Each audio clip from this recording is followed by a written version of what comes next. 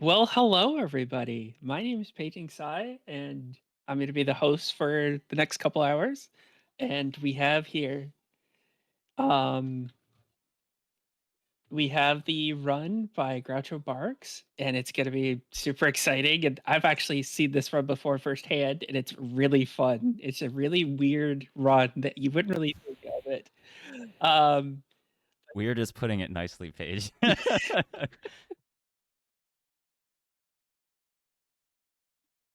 all right, and then yeah, so go on ahead, Groucho. Go ahead and introduce Okay. yourself. Yeah, thanks for the intro, Paige. Hi, as Paige said, I'm Groucho Barks. You can call me Grouch or Groucho. Today I'll be doing Alpha Sapphire, but this isn't the normal any percent route that you'd probably traditionally see in any marathon or any runner doing. This is a side category that's I've made up. It's called Trick House Percent. I'll explain it a little bit more in detail. The beginning of Pokemon games always has a lot of cutscenes. So why don't we just take the time to go ahead and get the run started? I'll use that time to explain everything.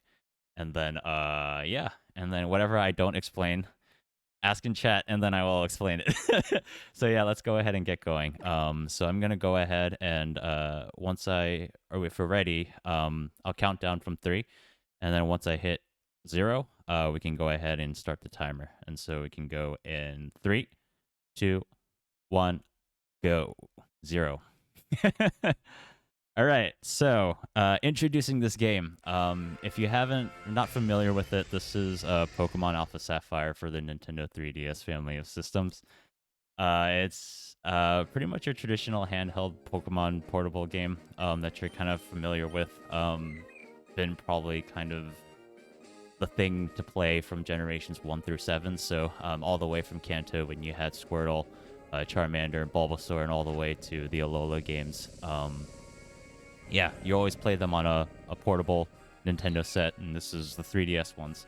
The Alpha Sapphire is a remake of the original Gen 3 games, so if you remember Pokemon Sapphire and Pokemon Ruby, these are remakes. Pokemon used to be able to, or I guess they still do. It's just been a while since.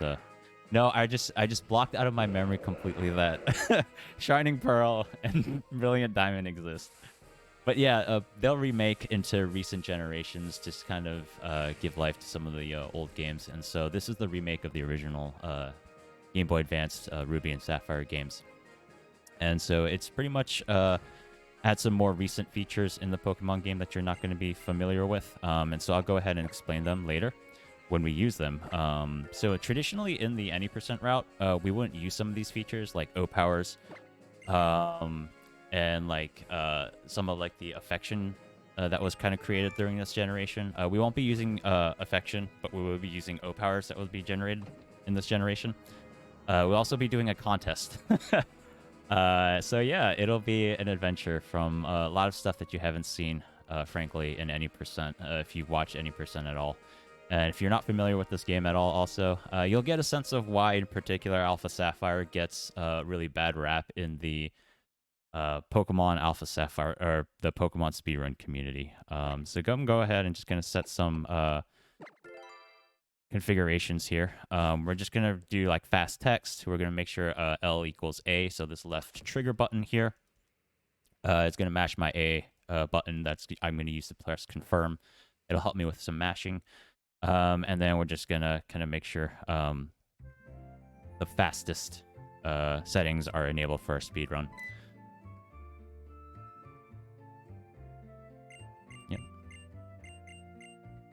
Yeah, so the first thing that we did here was we selected the girl character. If you saw in the introduction while I was talking, we had the option of selecting a boy character, Brendan, or a girl character, May.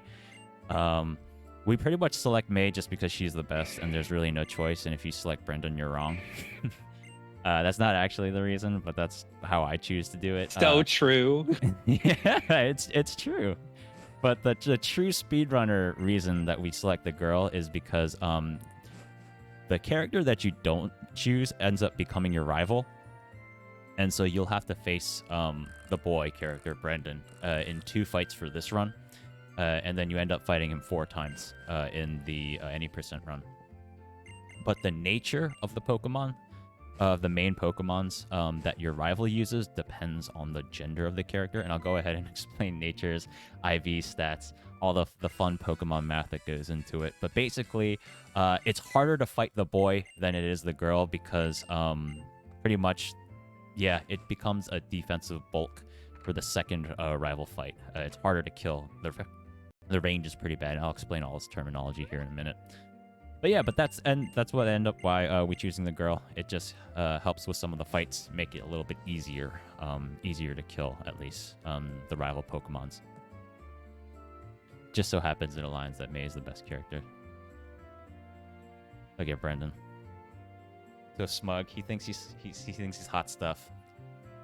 We're gonna soon show him who's the real Pokemon champ here. But yeah, let me go ahead and just set the game here. I don't remember the plot of this game, to be completely frank. It's pretty much you are moving into the Hoenn region, and so this is kind of your first introduction into this new Pokemon region. You're moving in from the old... I believe you're moving in from the previous generation from Johto. But yeah, so you're kind of a proxy. You as the player, a proxy for the character that you choose, exploring this new region of Pokemon. You're pretty much here just kind of meeting your neighbors in your new town. And the rival character that you just met, Brendan, is the son of this professor who right now is being chased by a Poochyena. So we're going to save this professor. Out of his bag, he has 3 Pokemon that we choose from. And so we're going to go ahead and choose the one on the right, Mudkip. And he's going to be our first Pokemon that we're going to be used for this fight. Now, there is a chance that this Mudkip isn't going to be runnable, and I'll explain the logic behind whether or not a starter or a Pokemon is runnable or not. And the fact that we just tackled this Poochyena twice and weren't able to KO it is actually a bad sign. Yeah, each of these Pokemons, they have like base stats, right? So every Pikachu has a specific base stat that it has that makes it a specific Pikachu. Same with the Mudkip, has a base stat in terms of like attack, defense, special attack for its special moves, special defense, and also with speed. But it also has some stuff called individual values, which we call IVs. And this kind of makes your Pokemon unique. And so it gives your variability in terms of every Mudkip isn't going to be exactly the same. And every like Torchic isn't going to be the same. So yeah, so the way individual values are generated in this game, it's pretty much random. And a lot of the previous generation Pokemon runs, there is a way to kind of look at the seed that you're on and manipulate RNG to get specific IV values that you want. Starting with this generation of Pokemon, though, it's gotten really, really, really hard with the way Nintendo has coded the games. And so we actually don't rely on RNG manipulation, what we call it in Pokemon speedrunning. And so we have to rely with what the game gives us. And so there are instances where our Mudkip just quite simply isn't good enough for us to run and complete the game. And so we have to reset. So the time that we'll be able to look is when we want Mudkip to level 6. Right now it's currently level 5. And that's going to be during our rival fight that we're going to do. Hopefully we can take RIPDebt all the way. It would be really sick if I can do this. But yeah, our Mudkip's going to have to... The fate of this Mudkip, unfortunately, lies in its stats. But I believe in you, Mudkip. I think you can do it. So when we turn level 6 after this fight here, we want to see a 14 in the attack. We want to see at least 11 in the defense. We want to see at least 11 also in special attack. And then we want to see also at least 10 in speed. This is a little bit different from the inner percent route. Any percent route gives a little bit more flexibility in terms of the defenses and special attack. You can take a 10. But this is a little bit of a special run. So we're going to be a little bit more selective with our Mudkips. If we don't have a good runnable Mudkip, I have a backup save cartridge that we'll be able to load up. And so for marathon purposes, we'll just have to rely on my backup Mudkip here. So moment of truth, we're going to go ahead with our first rival fight. It really isn't an issue up to this point. It's really just kind of a tutorial fight that you just do to kind of like, hey, here's how you battle, even though we already had a battle. But it's just introducing your rival. You get your first fight. And pretty much it's really hard to lose. All we're going to do is just spam tackle right here. And we're pretty much going to win because Mudkip is the bomb.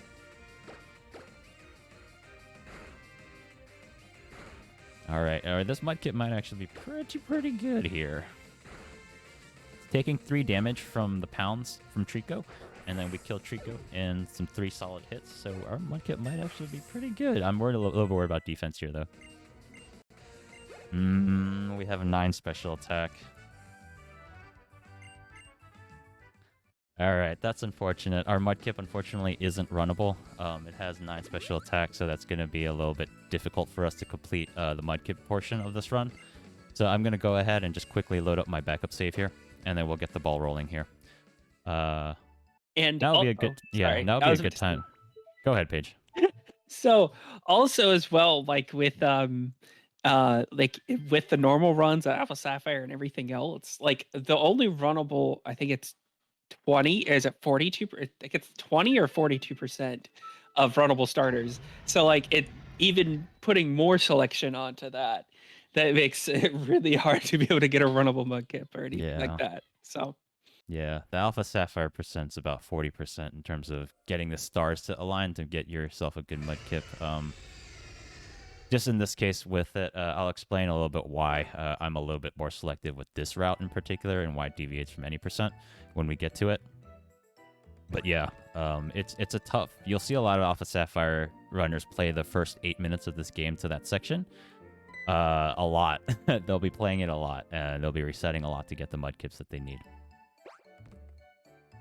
Yep, so I've loaded this Mudkip here. It's a pretty standard Mudkip with some okay stats here that I was able to kind of save from a previous run that I've been able to do. So we'll go ahead and we'll go run with this Mudkip here.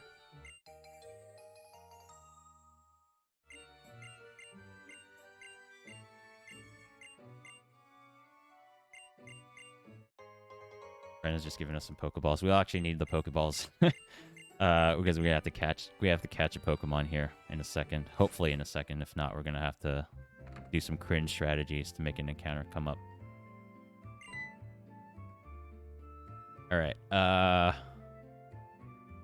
The one thing I did want to explain also is about this run. So this is Trick House percent. This is different, obviously, from any percent, as I've been alluding to.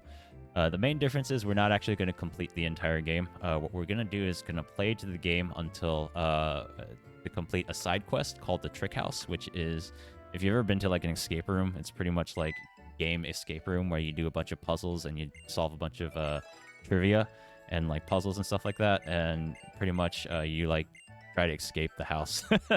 And so we're going to collect all the TMs and the HMs that we need to complete the Trick House, and everything that we need essentially to do it. And then we're going to teach our Pokemon the HMs that we need, and then solve each of the puzzles and get the blue tent that the game gives you at the end of the Trick House. Yeah, so it's a much shorter run. I kind of wanted to just route something specific to this alt main Pokemon that we're going to use. And so alt main is just kind of like a Pokemon speedrunner terminology saying if you want to use a Pokemon other than your main Pokemon that we use for the runs, in this instance, it's Mudkip that we use for pretty much a majority of the run. If you want to use something else, you can go ahead and call it an alt main. In this instance, I wanted to use a special Pokemon that is like a special to this game. It's like a gift Pokemon that you get after completing something. And so I wanted to route a game with that, but the full game run with this Pokemon is really, really bad, and it's actually terrible for marathons. So in order to spare everyone... Oh, look at that crit! This Mudkip is jacked. Sorry. That was a good crit, but unfortunately it doesn't really actually save us any time. But yeah, that was a good crit. Solid crit Mudkip. Alright, let me go ahead and take a screenshot of this. I lost my train of thought with that, sorry. Yeah, so the Pokemon that we're going to use is just not a good Pokemon. It's not intended for you to battle with. The reason the game gives it to you is for non-combat purposes. But I want to send it to war, and I want it to fight with it, so we're going to fight with it. But yeah, the Trick House is a good kind of halfway point of the game, since you do need to complete 4 gyms. And so it's a fun way to kind of show off. The route ended up being really interesting because you use a lot of functionalities in the game that you wouldn't see at any percent to complete the trick house. So I went ahead and kind of just routed it as a way to kind of show in marathons kind of fun aspects of the Alpha Sapphire game that you wouldn't be able to see in the any percent runs. So as they come up, I'll go ahead and show them off and kind of show you kind of some fun aspects of the game that probably casually you'll be able to see, but obviously not able to see in the any percent speed run here. Yeah. So we're still kind of in the introduction phase of this game. We're still mashing a lot, which is just Pokemon in general.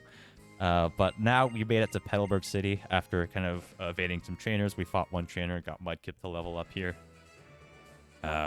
This gentleman in front of us is actually our father.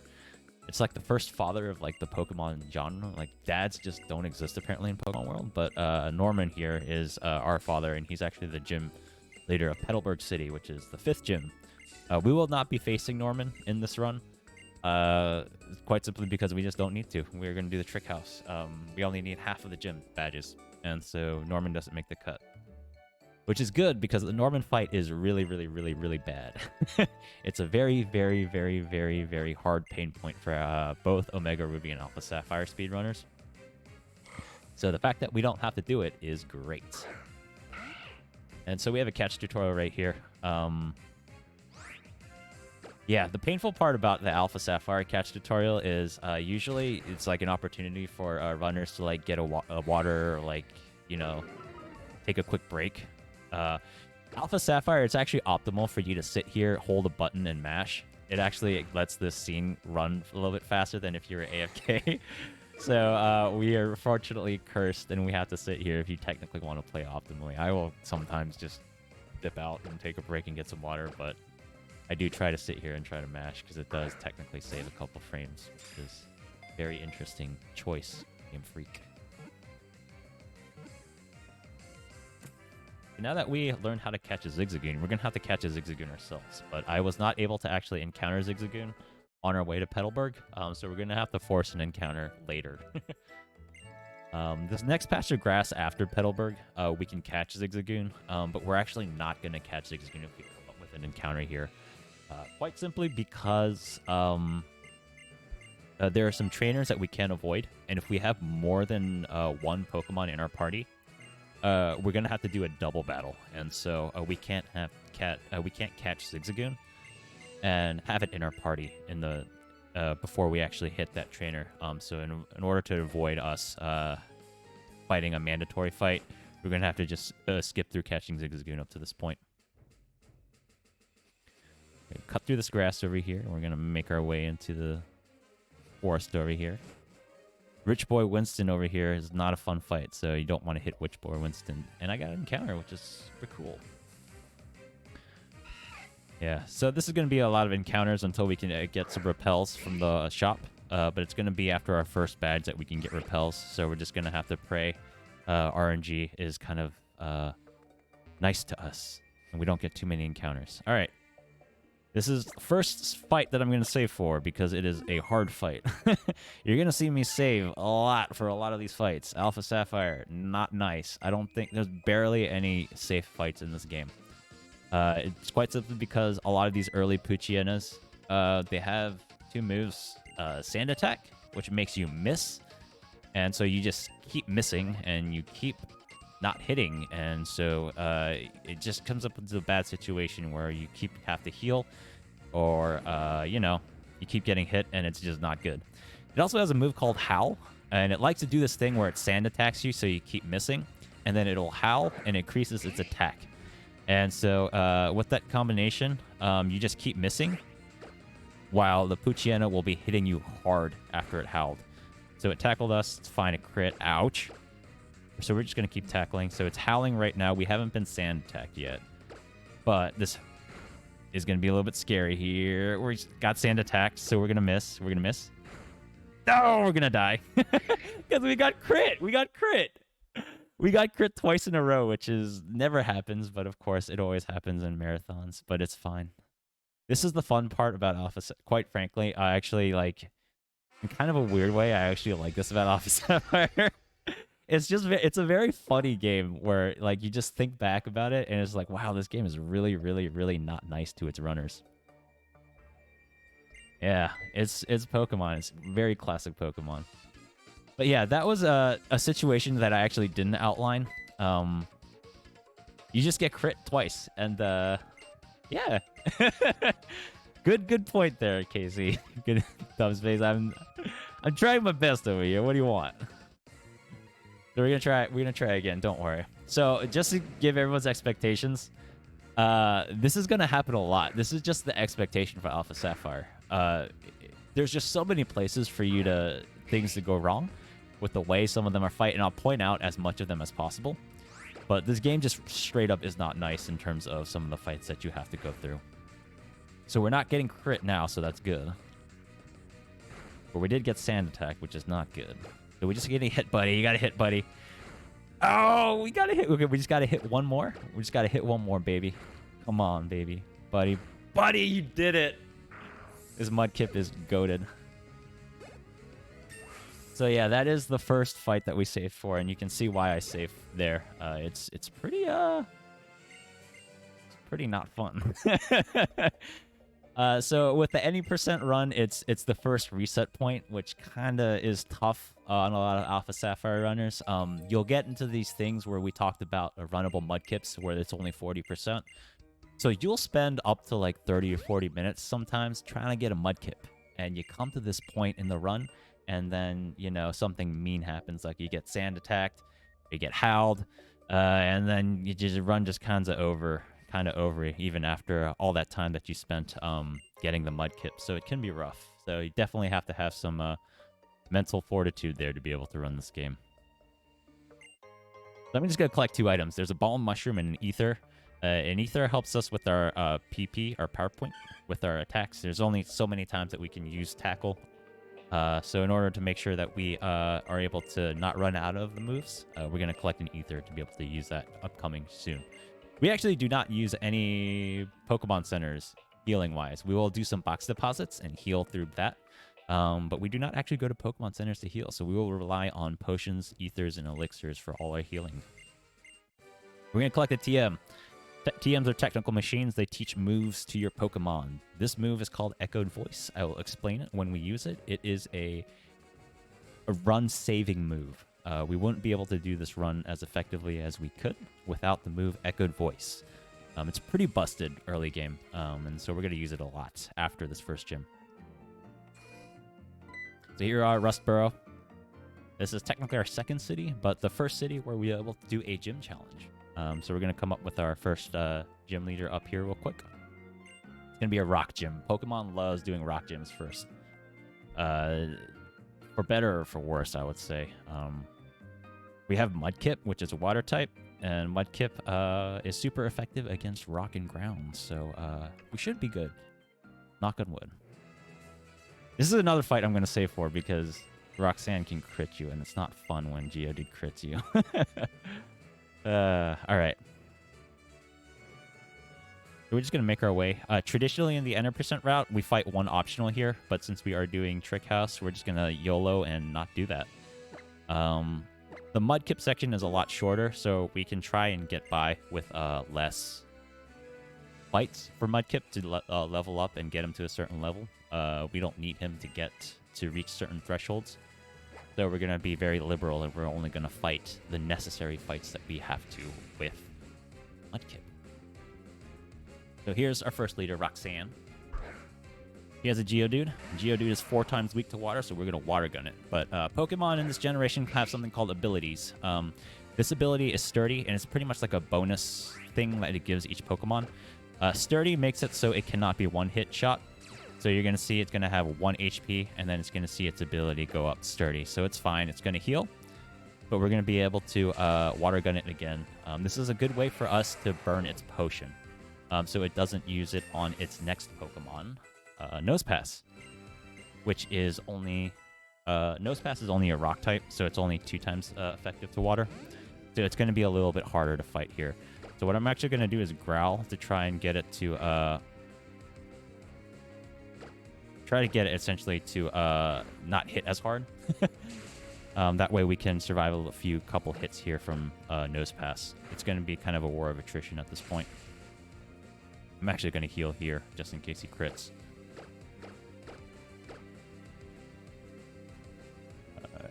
Yeah, technically I could have tried and gone for that torrent hit, but for marathon purposes, I think I'm going to try and play it safe here. We should be good here. Yeah, okay. I was worried I said that a little bit too early, but Nose Pass didn't crit. I don't think a crit would have killed there, so it's fine. But yeah, that's pretty much our first gym badge.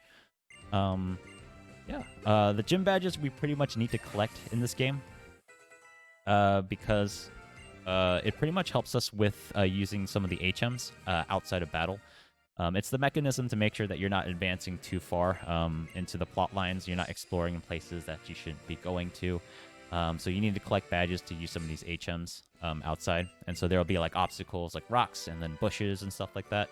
You have to use HMs like cut, strength, rock smash to get them to move them and stuff like that. So we're going to have to collect these badges to be able to use them. And a lot of the puzzles in the trick house that we're ultimately aiming to do in this run depend on you using those HMs. So we have to collect the badges here. Bum, bum, bum, bum, bum, bum, bum, bum, bum, bum. I'm going to be humming a lot of the songs here. I'm a huge fan of the Hoenn soundtrack of this game. Pokemon music in general, I'm always a huge fan of. It brings much joy into my life. But Hoenn in general, I think, for some reason. I didn't actually grow up playing the Gen 3 games. I pretty much stopped at Gen 2. I'm pretty old. But yeah, I don't know. It just reminds me of a certain time in my life, and I'm very glad for it. So that's another hiker that we skipped. Usually that hiker we fight, but I'm not going to because we don't need to. So I'm going to do some quick menuing. I'm going to repel here so we don't get an encounter. I'm going to heal some of that damage that we took from the Roxanne fight. And I'm going to teach Echoed Voice here, and I'll explain Echoed Voice after I teach it. We're also going to teach another move. Rock Tomb is another technical machine that we got from Roxanne. And it's actually necessary because we're going to fight a lot of Carvanas. And Carvanas are really, really fast. And the Rock Tomb, what it does is it slows down the Pokemon that you hit with it. And so in order for us to survive Carvana, we're going to have to Rock Tomb it to slow it down so it doesn't get multiple hits off of us. And so that's our first menu here. Pretty much teaching some moves, healing, doing some repels. And then we're going to save again because this fight usually isn't bad, but with the under leveling that we are, it can get potentially be pretty bad if it starts biting us real quick.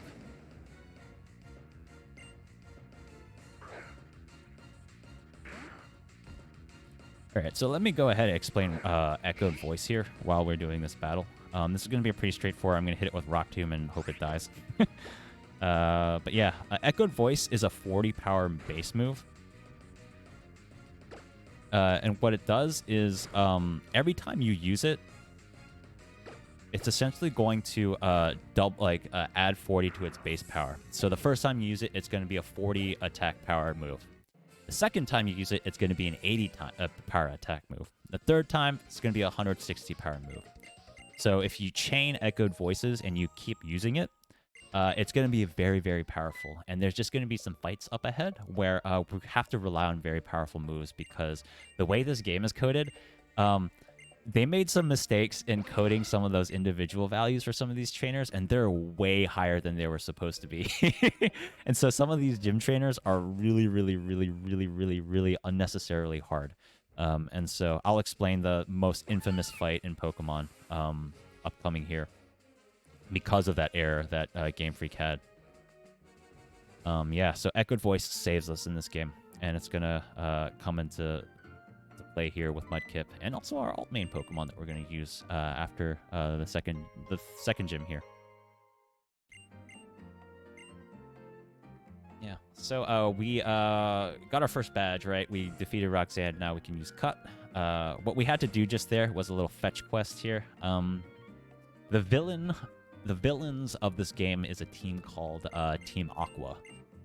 They have this mysterious mission. Right now, we're not 100% sure what they're doing, but they are creating mischief. They're stealing stuff from scientists. They are capturing poor little Wingulls. They're being nothing but a bunch of hooligans in the Hoenn. So we're disrupting their plans right now. We're going to have to deal a lot with Team Aqua. Unique thing about Pokemon Sapphire and Pokemon Ruby is with the two different versions of the game, the team that you face is actually different. So in the Ruby version of the game, you'll be facing Team Magma. And then here, obviously being the Water Sapphire, we got Team Aqua. And so their team compositions actually changed, which is the reason why the Sapphire and Ruby have different speedruns, but also Omega Ruby and Alpha Sapphire obviously also have different speedruns. If you check out the page on SRC, you'll see that the runs are split, and the times are actually fairly different. They're about like a minute or two apart. Omega Ruby just tends to be faster because it's a lot safer, quite frankly. There's really no way around it. It's just much easier to get on some good runs, and there's some really actually fun stuff that you can do. But because it's a lot safer, you can kind of take extra risks based on your situation. I personally like the Omega Ruby run just more if I'm being completely honest. If I just had to like wake up one day and I had something I wanted to decide to run, probably most of the days it would be Omega Ruby. But that's not to speak ill about Alpha Sapphire. I think it is also a good game on its own as well. Shame on you, Groucho. Shame on you. Going back. I am not. Omega Ruby. I am a false Alpha Sapphire disciple. I should be ashamed of myself. But yeah, no, Alpha Sapphire is definitely a lot of fun though. A lot of the runners just take a lot of joy in kind of being miserable together, so it's definitely a community aspect of it that I highly recommend. If you want to be miserable with us, run Alpha Sapphire. So here I'm going to force an encounter. I'm going to try and see if we can catch Zigzagoon here. Ah, there he is. There's our little friend here. We're going to catch Zigzagoon because we got that cut. And actually, I am not going to hit it because I'm going to kill it. We got cut. And that works. We're going to catch this Zigzagoon. But we're going to use it to actually teach cut because Mudkip can't learn cut. And we need something that can. Hey, there we go. Our buddy there.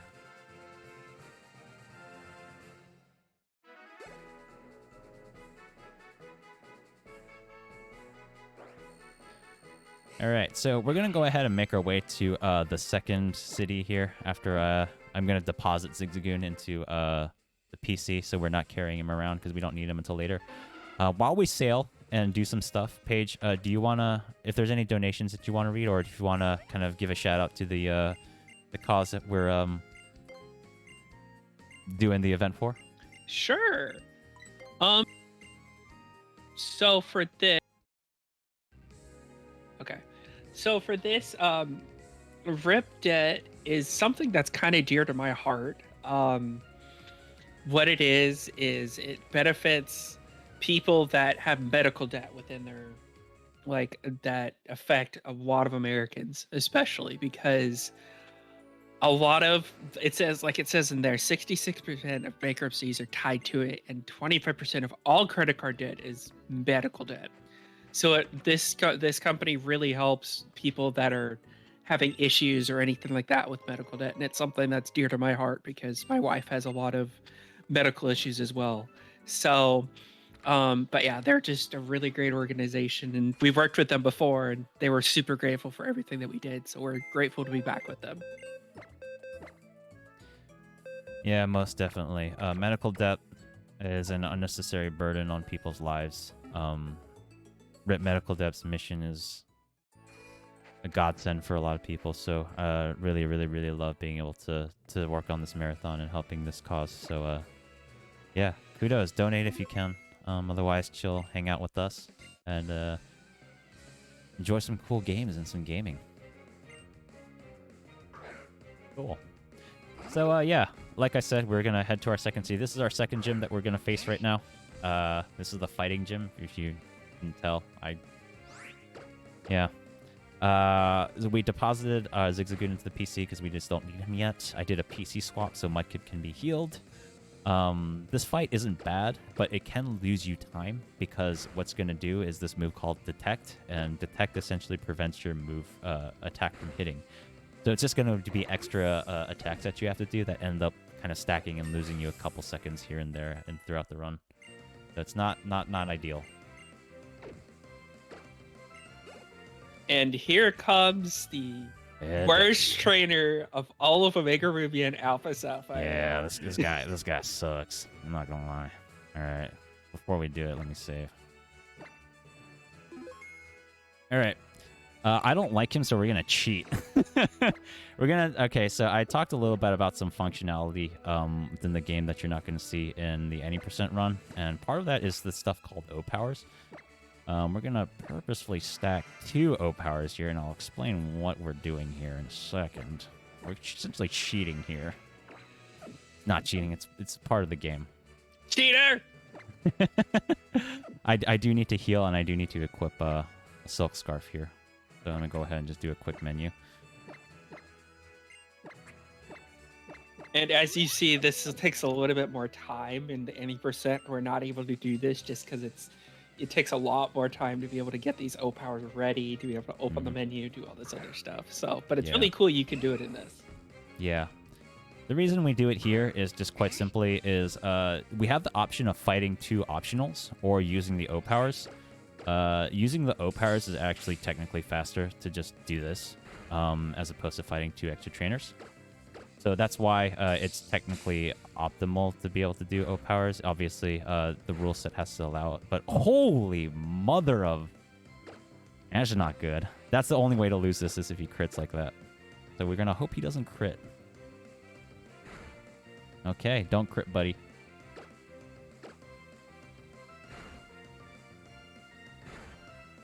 Okay, we survived. Holy moly. Okay. Yeah, it's not a hard fight. It's not a hard fight at all, I promise. It's actually a terrible fight. Yeah, the reason Hideki is bad is this fight is imagine not doing O powers with that. Like I said, the way the game is coded, he's a lot harder than he's supposed to be because his individual values are actually higher than what they want to give these trainers in the gym.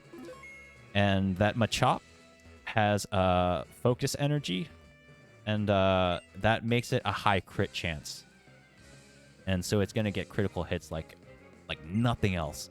And its move, Low Sweep, is a 60 power move, which is pretty much higher than what you can get at anything in this game, right? So, like, Water Gun is a 40 power move.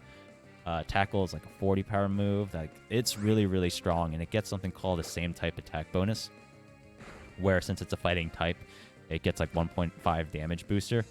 So it just hits, and it hits hard, and it's hard to survive. Part of the reason why we need specific stats on this Mudkip is, again, for this Hideki fight. There's just certain special attacks that you have to be able to kill the Machop in 3 hits. But also, there's just specific defense where you need to really should ideally be able to survive 2 low sweeps. So it gets really, really tough. And, you know, if there wasn't already a couple reset points here with that Pooch fight in the first Team Aqua point, here's a big one where literally a lot of runs actually end, unfortunately. But we are good to go thanks to the power of O powers. But yeah, O powers very, very good in this run simply because we don't have to fight some optionals here. I am actually going to take off Silk Scarf here. Yeah. The Silk Scarf that I equipped, it's a held item in Pokemon. You can, starting with some gen in the past, I'm not sure which one, you can have your Pokemon hold an item. I believe it's actually Gen 2. And it gives a boost based off what item it's holding. And so Silk Scarf gives a 20% boost off a normal attack moves. And so Echoed Voice being a normal attack move, we get a 20% boost on that. So very, very helpful for the fights. But I'm actually going to take it off for this fight because Brawly, the second gym leader, has a move called Knockoff? Knockoff is not good. It hurts to be able to hit.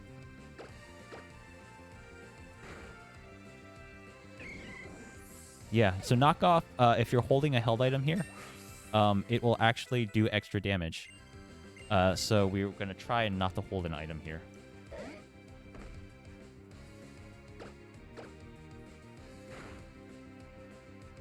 Oh, no. I think I actually hit it into heal range. No, I didn't. I'm good. Perfect.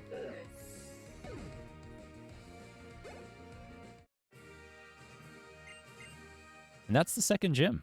We are done through 2 gyms, so we are cruising with Mudkip here. This will actually be the last gym that we're rolling with Mudkip on, so everyone say thank you, Mudkip. You did your service, buddy. We appreciate your work. And so, like I mentioned, that this is an alt-main category, so we're going to be using a different Pokemon. And so, coming up, we're actually going to be able to get our alt-main Pokemon that we're going to be using for the rest of the run here. Part of the reason why I wanted to route this, so we can use this particular Pokemon in general. This is the part I'm most excited about. Yeah. I love the alt. I love the alt main. Yeah. Like I said before, this Pokemon isn't meant for you to do battles with. So it ends up being really, really, really fun in terms of what we have to do to get around all of the shenanigans with this Pokemon. We're going to go ahead and run just some plot points here. This is kind of like a plot fetch quest here to introduce a character named Steven Stone. And he has a sick, crazy good ascot that he's wearing. And we like Steven Stone. He just chills in dark caves and just looks like cave paintings. Find you a man that'll do that. Quality guy. Yeah, Steven Stone is kind of introduced as kind of a character here. He'll be significant to the plot as we go on. Since this isn't any percent, I'll go ahead and just kind of spoil it. He's the champion of the Hoenn region, so if you make it to the Elite Four, you will be facing off against Mr. Steven Stone here. I know, right? But yeah, Steven is actually really cool. He has a lot of stone and steel Pokemon. He likes hard things. And I'd like to, again, draw attention to his ascot. It's pretty cool. All right. He gives us a TM Steel Wing. We don't really need it, but it kind of gives you a clue as to what kind of trainer this guy is. He likes rocks and he likes steel. I mean, just his whole outfit is really cool. I love the black and purple, and then the red. The ascot just ties it all in. Ties it together, right? And he's got that sick Mega Stone on the lapel pin, man. Guy's dripping, man. Steven Stone with the drip. For sure. All right, so we're gonna make our way out of the cavern, and we're gonna do couple last fights with Mudkip here coming up. I need to get there first. Oops. I hate corners in this game. My god, corners are absolutely brutal. Alright, we're gonna head to Briny. We're gonna sail a little bit more here. We're gonna go to Slateport. I don't think I'm missing anything.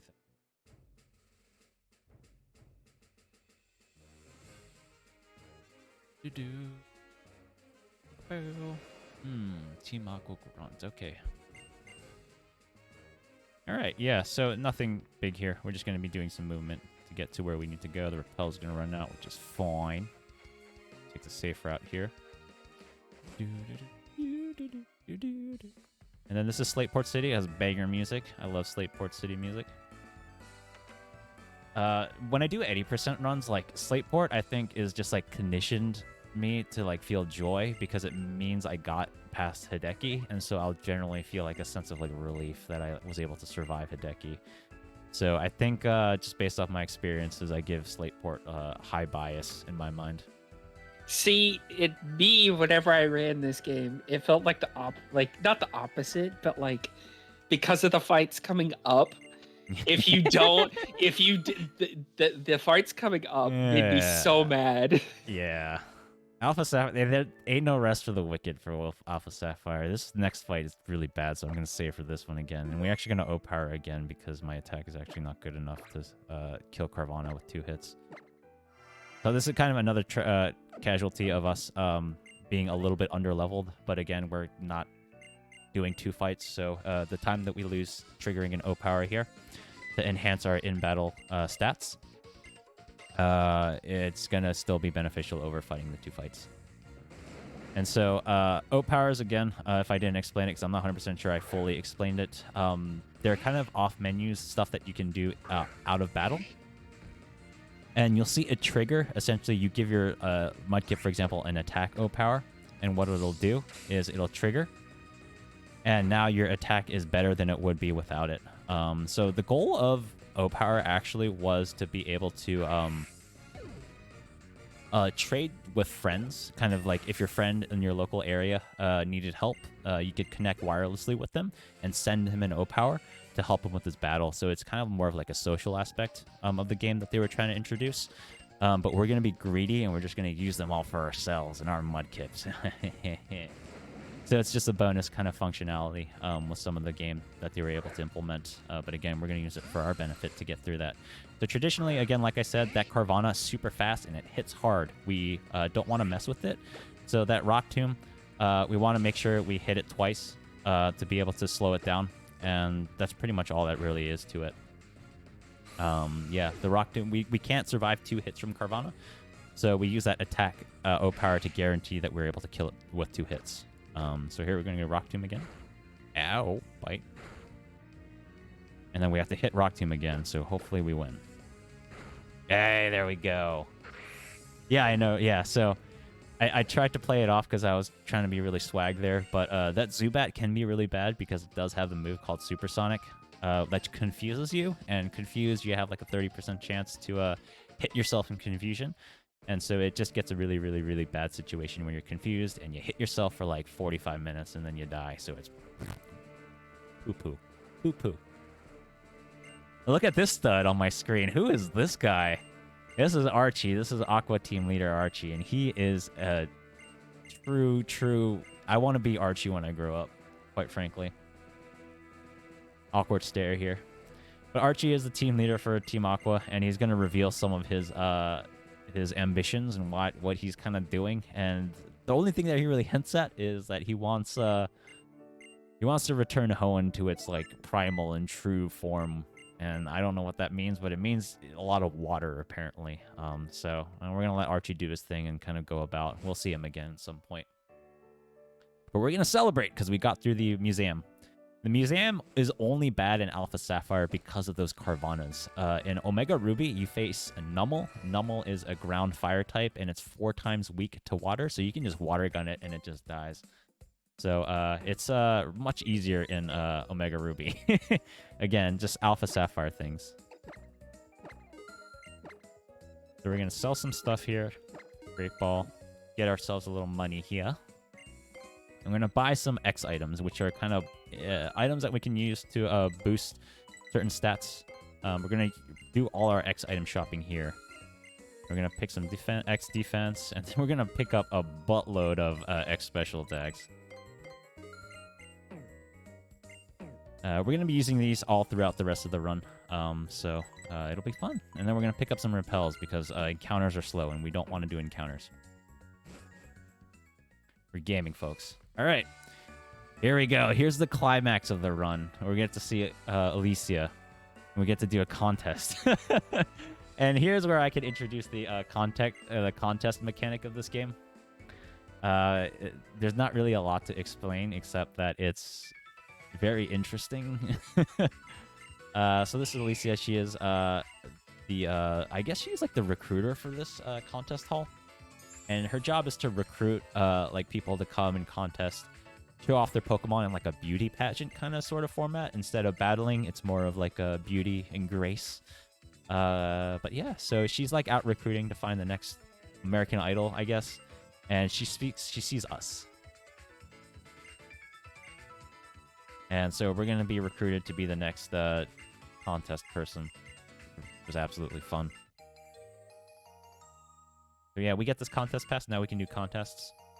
Pokeblock kit, you don't really need to know about that because we're not going to use it. But Pokeblocks help your Pokemon in contests. But we're just going to YOLO it because why not?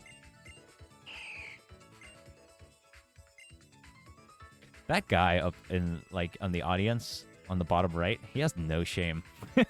In the dialogue, Alicia's like, "Who am I gonna to recruit next?" And that guy just straight up just says, "Hey, can you recruit me to be your next boyfriend?" Folks, I do not approve of that behavior. Please do not be that guy. All right. Here we're gonna go. We're gonna sign up for a contest, but Alicia here is gonna say we can't go in a beauty pageant looking like that, and so we're gonna get some fresh drip from Alicia here. Look at her. All glamour.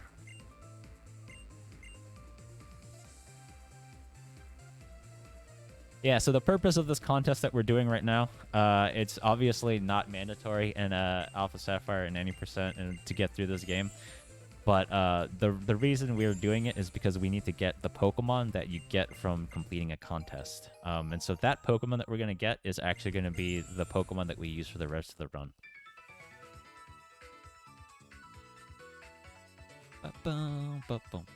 Look at our fabulous outfit. We're gonna go ahead and ready to win this. I am Beauty and I am Grace.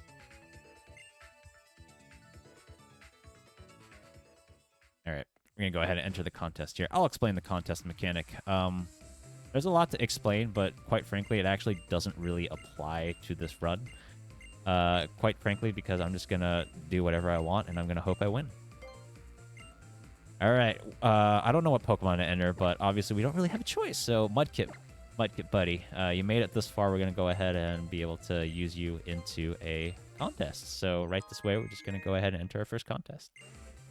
So a contest is kind of the similar in kind of traditional Pokemon battling, except in the way that you kind of have to choose moves, right? There are rounds of these contests. Each of the round, you choose a move to do against the crowd, and the crowd will react to the move that you select. How good the move is and how the crowd reacts is actually independent of the power of the move. For example, like Earthquake is a 100 power move. In battle, it's very strong, very, very powerful. But an Earthquake, if you do it here in the contest, it's not necessarily going to be good.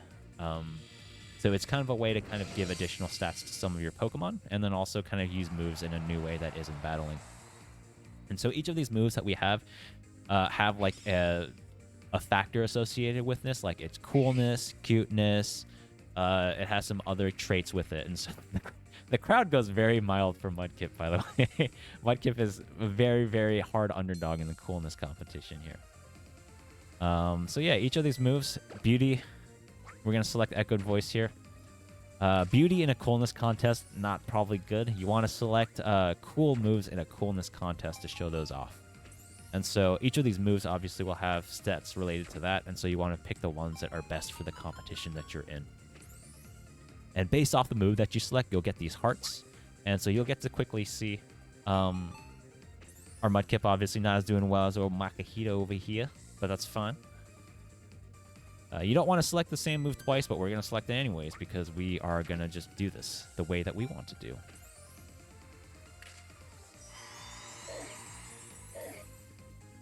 Yeah, so the moves that you have have certain effects like the coolness and stuff like that, but they also might have like effects in terms of like wowing the crowd and gaining these extra stars at the top left. You want to strategically use those moves. That way, you want your Pokemon to be the one that fills it up all the way to the 5th star, and then you get like a bonus move to show off your coolness. So it's a strategy of kind of selecting the right moves to be able to, in the situation that impresses the crowd, but also gets its favorability up in certain situations based off what your other opponents are doing. Unfortunately, I'm just going to keep skipping all this because it's faster just to mash. We do not actually have to win, and in fact, we want to lose on purpose because we actually get a compensating item if we lose, an Oran Berry, and that Oran Berry actually becomes very, very, very, very important to us later. And so we want to make sure we get that Oran Berry, so we got to lose. And so we'll be selecting Echoed Voice in a coolness competition to lose. Echoed Voice being a beauty move. So sorry, Mudkip, today's not your day to shine, buddy, but you know, your effort will not go wasted, as it'll get us to glory at the end with the Pokemon that we want to get here. Now, it's a similar situation for this new Pokemon that we're going to get, where it has to have minimum stats, and we only don't really have control over what stats we get. So, yeah, if our Mudkip doesn't have specific good enough defense or special defense, or the Pokemon that we're going to get after this doesn't have good enough defense or special defense, I'm unfortunately going to have to try again and get a new one. If I can't get it the second time, then we're just going to go ahead and roll with a backup. I spoiled it. It's a Pikachu. Yeah, we're gonna go with the backup Pikachu that I have saved in the event that we can't get a running one going. But the odds are fairly favorable of getting one. It's just a specific defense and special defense combination that we do not want to get. Spoilers. It's a special Pikachu. I will not spoil why this is a special Pikachu. But yeah, this is the Pikachu that I wanted to run the game with is this specific Pikachu. It's a special Pikachu, and throughout the run that we do with it, I'll explain what makes it particularly special. But once we get it, you will immediately recognize that it is a very special Pokemon. But again, like I mentioned, the game doesn't want you to battle with this Pikachu that it's about to give you. It wants you to do contests with it. It's designed to do contests and not battle. But we're going to battle with it anyways. I still think it was funny that you got second place. I know, right? It's these hooligans don't know what they're doing. Yeah, so there's the sorry, no. Oranberry. Lumberry. Lumberry is the one that we need. Oranberry we got before, but we didn't use it on Hideki here. Alright, I'm gonna go ahead and save here. We're about to get this Pokemon here.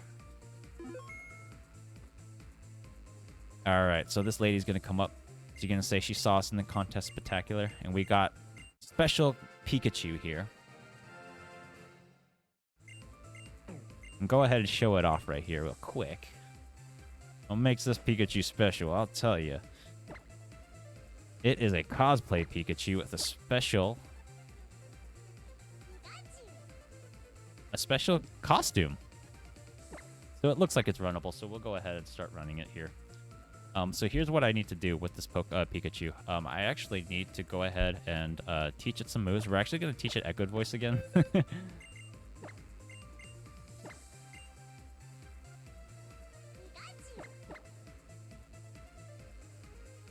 Echoed Voice is going to be a solid move here. And then what I actually need to do is give it the Silk Scarf. Since we're going to use the Silk Scarf here. 28. Okay, and then the last thing we need to do is we just go ahead and swap it here. Oh, whoops.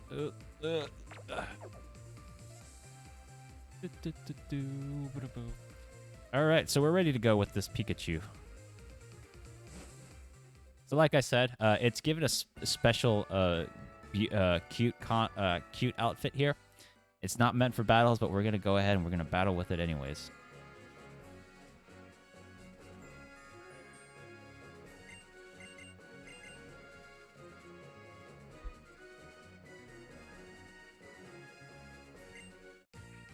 Here's our first battle with our Pikachu here.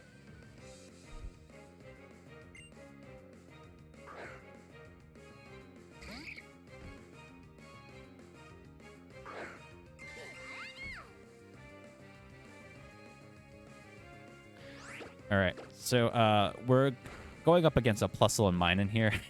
Plusle and Minun are electric types, so Pikachu is also an electric type, so electric moves not necessarily the best choice, so that's why we have to go with Echoed Voice here. But the Plusle and Minun also are electric, and we have a Lightning Rod ability, so if Plusle and Minun use an electric attack on us, our special attack is actually going to get boosted, so which helps us. So Echoed Voice becomes very, very strong, and hopefully we're able to kill Minun here. Very, very good.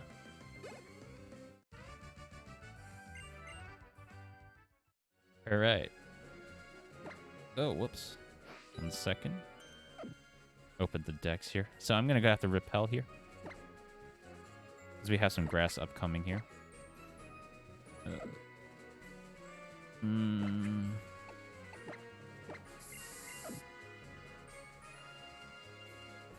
then we're going to go into our rival fight here.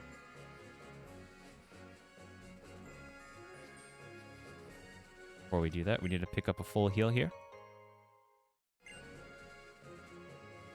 We're gonna actually save for this rival fight because it can get south very, very quickly here. This is one of the most infamous rival fights in just like in the originals. I feel like it's again at Alpha Sapphire. Nothing comes easy in this game, so Yeah, this fight is infamous because if your Mudkip actually ends up being too slow, there's a 25% chance that essentially the Grovyle in this fight just uses Mega Drain and just wipes out your Marsh Stomp at this point in the game. So it's pretty bad, I'm not gonna lie. But here it's kind of the same situation because we're gonna have a lot of setup that we're actually gonna need to do. So I'm gonna go ahead and set up an X special attack here. We're to get incinerated, which is an ouchie ouchie.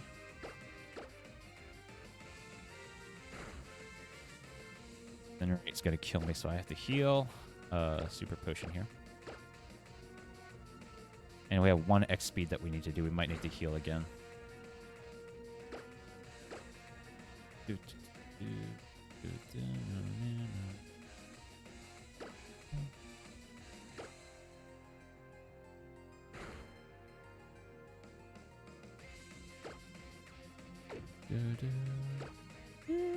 Alright, I'm gonna pray that we don't get incinerated here. As you can tell, there's a lot of focus going on in this fight because you have to worry about different things. You have to worry about ranges. You have to worry about a bunch of different things. Yeah, there's math that goes on because essentially your HP can't be too low here, or else what ends up happening is you kind of you get attacked and then you die, and because you can't really break your Good Voice chain, so you need to kind of calculate for future damage that you're going to be able to take. And so I had to just do some quick mental math here to make sure that we're okay and we should be good.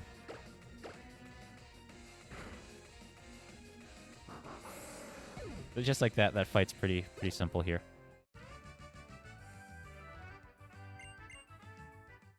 Pretty good.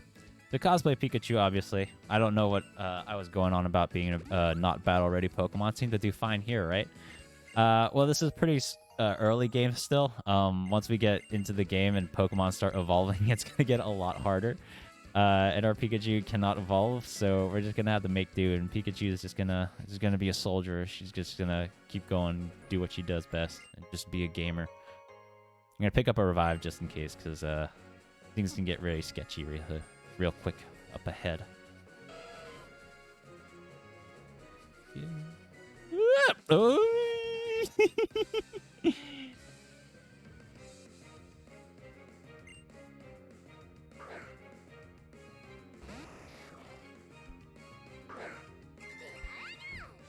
We just have a quick fight we need to do here. So sometimes in these games we have what they're called spinners, and basically what it is they can move around and see you and other stuff like that. And this game is also notorious with spinners because it has, we call it the Ores spin. It didn't do it here, but it's something called the Ores spin where they can turn all the way around and still can see you. Yeah, it's pretty cringe here. Yeah, spinner is just a mechanic in general in Pokemon game. Yeah, no, it was RNG manipulation is what we like to call that. Yeah, so that spinner is actually kind of sketchy because you see the camera pan overhead, and it's just it's sometimes you don't get a good look at it.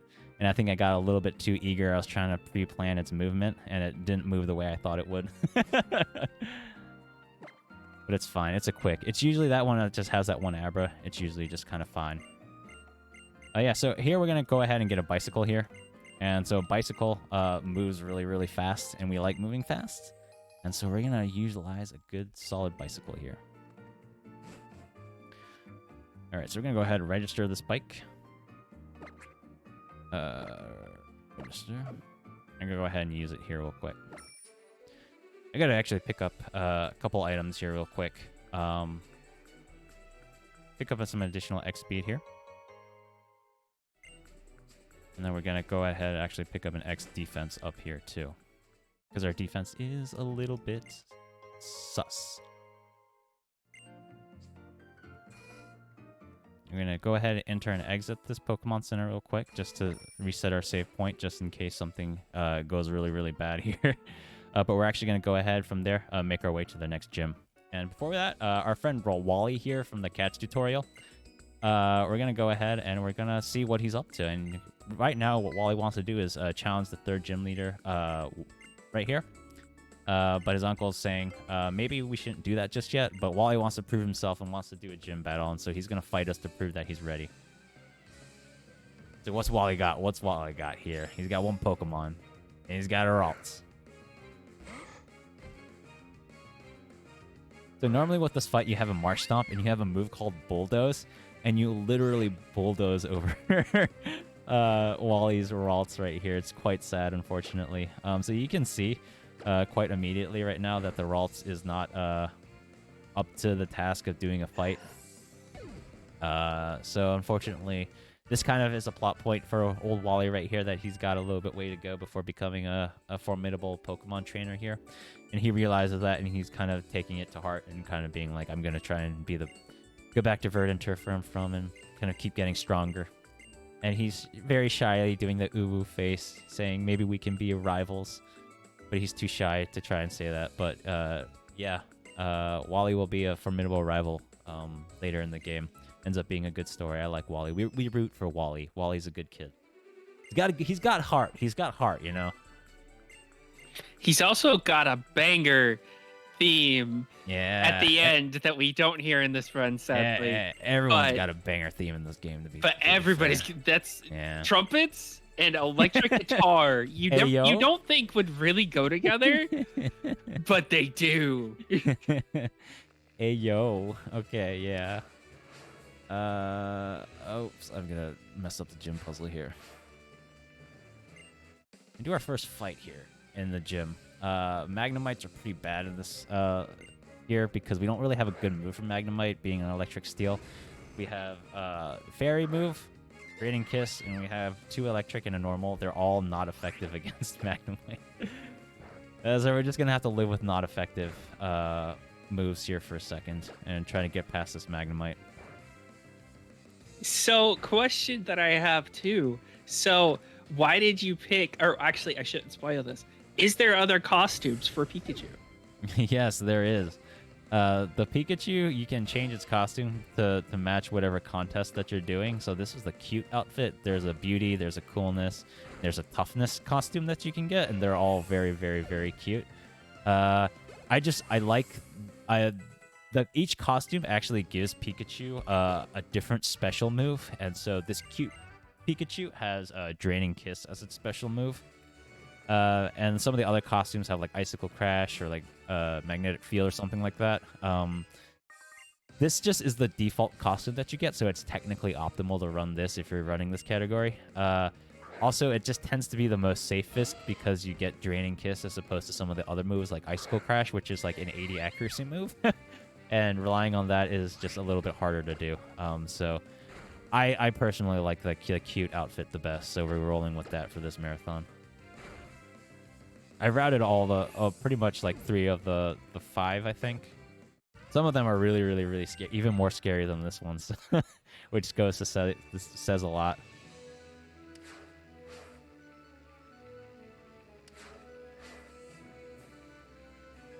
All right, so this puzzle is kind of pretty easy. We're gonna have one last fight upcoming here,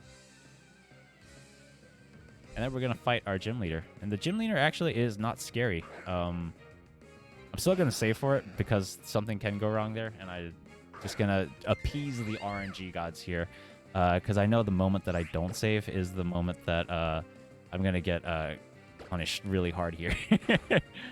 But yeah. Watson, who is the gym leader for this, being an electric type leader, and us being an electric, it plays both in our favor and against our favor. Obviously, Watson isn't going to have a lot of moves that are going to affect us too much, because electric moves just aren't effective towards electric, and Pikachu's an electric Pokemon. But also, we're gonna have some trouble doing damage to Watson's Pokemon too, because he has a Magnemite and a Magneton, which is not fun. And so here we're gonna do some stuff to try and kind of remedy that situation real quick. I'm gonna actually heal, and then I'm actually gonna teach Rock Smash. We're gonna teach it over Thunder Wave. Rock Smash is a fight move, and fight move is actually super effective against Steel, so that's kind of why we're doing it. And this Lumberry that we got from the contest hall, we're going to go ahead and give it to Pikachu. Now, obviously, I'm going to save here.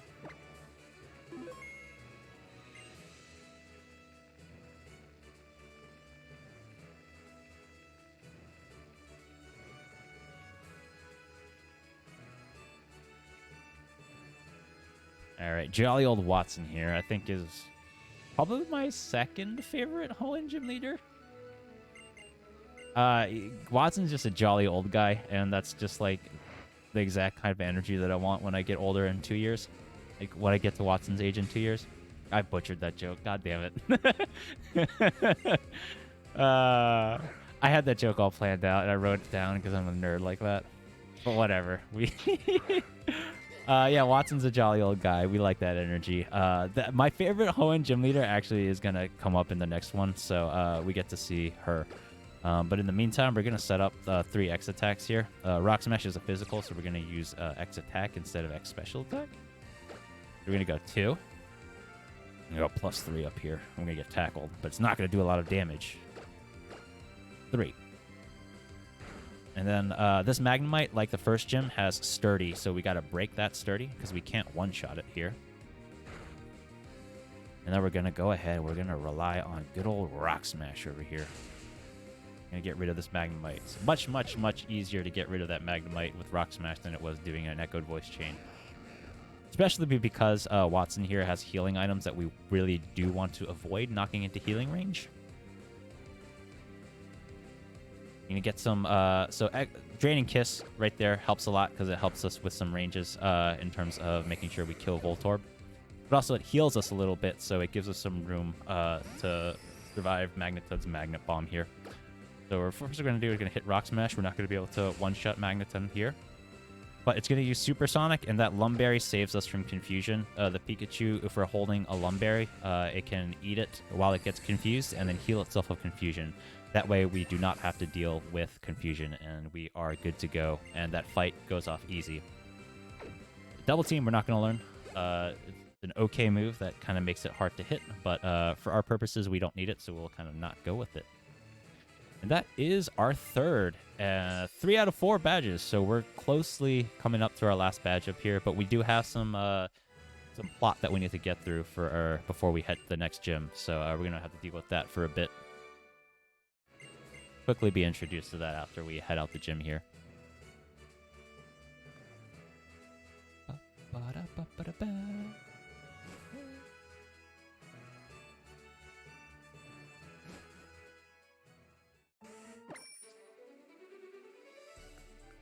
All right, Team Aqua, what are you up to here? We're pretty much just chasing Team Aqua. We saw them a little bit before we hit Mauville City, which is we're in right now. So we're just kind of chasing them at this point, seeing what they're up to. A nefarious team like that, obviously we need to keep tabs on them.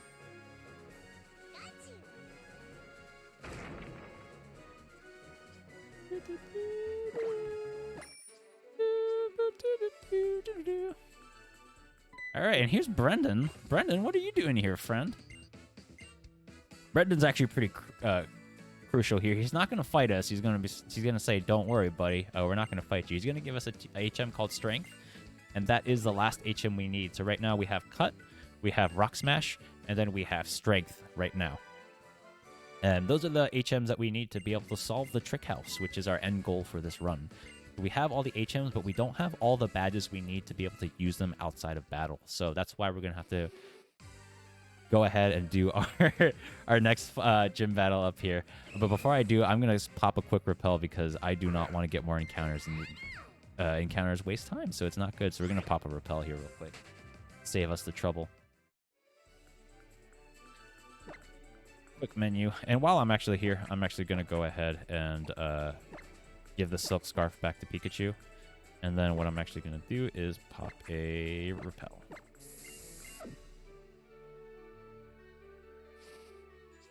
We're going to avoid these spinners. That's a roamer right there. This guy walks. This is a pretty tricky stretch of movement up here. There's a lot of spinners, roamers, people that move, people that want to fight, and we obviously do not want to fight them. So we're going to have to try and avoid them as best as possible while also being on a Mach Bike and going as fast as possible. And then here's Wilton. Wilton is pretty easy, but if I'm going to save anyways because I have yet to die to Wilton in this run. Wilton's a lot easier than any percent, but out of habit, we're going to save for Wilton here. So right now, we're still going to be relying a lot on Echoed Voice. Yeah, quite frankly, it's just the best move to use right now.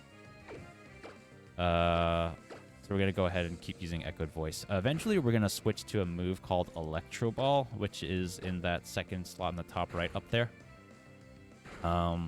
Electro Ball is what makes this run really, really fun because it not only depends on your special attack, it also depends on your speed and relative to your opponent's speed. So there is a lot of math that you need to go in to calculating to make sure you're doing enough damage with Electro Ball to fell your opponents here.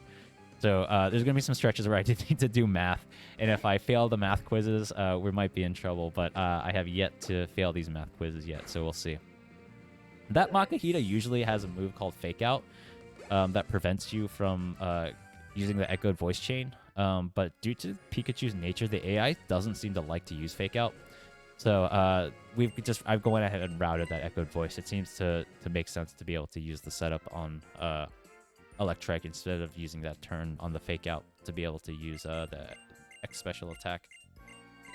Fake Out essentially will make your Pokemon flinch, and during that flinch turn, you can't actually attack it, so your Echoed Voice Chain ends up breaking, so it goes back to that 40 power move and won't kill Makahita there. So usually in that situation, you'll like have another X special attack and use Electro Ball, but we're not going to do that because we're gamers. Here's AA Rune. That's his name. It's literally A-A-R-U-N-E, AA Rune. And he's a vagabond friend. And he's pretty much telling us that you can like make homes in trees. And so thank you, Arun, for that. Bit of information. You're wasting a lot of time in the speedrun, and you're making my hands hurt because there's a lot of mashing that you have to do.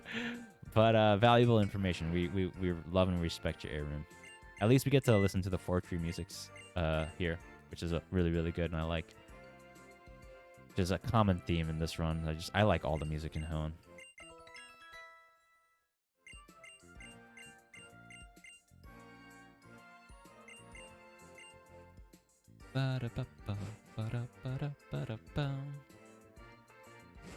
Alright, so we're just going to keep moving here after that Arun cutscene. I'm going to go ahead and avoid this room here. There's a secret ace trainer there. And we're going to talk to Brendan again. Brendan's actually pretty clutch here because he heals us. And we need these heals because there's just no stretch of Pokemon centers, and we need to save our healing items as much as possible. Also, in any percent, he just passed by one of the most deadliest optionals you could ever have. Yeah, that ace trainer is just not fun. So basically, she has 3 grass type Pokemon, and you're using a water ground type. So yeah. Yeah. Yeah, Marsh in the any percent run, you use Marsh Stomp, and Marsh Stomp is water ground, like Paige said. Water ground is 4 times weak to grass, so Marsh Stomp doesn't have fun with grass moves. So what I did here is swapped Mudkip back. Hi there, Mudkip, buddy. We actually have to growl this Trapinch because it's a ground type Pokemon, and ground type is actually super effective against electric. So Pikachu, this is the start of Pikachu having trouble with a lot of things. So we need to rely on Mudkip to growl it to make it attack go longer, go shorter or less, so we can survive some of the attacks that Trapinch hits, because Trapinch hits hard. That was a good crit. Ouch, see, it's super effective against us, and we got hit by a Sand Tomb, which is not good. Not good at all. That crit's actually good because it saves us an Echoed Voice turn there. So thank you, Mudkip, for your service. We were able to survive that fight because of you, Mudkip, so we thank you.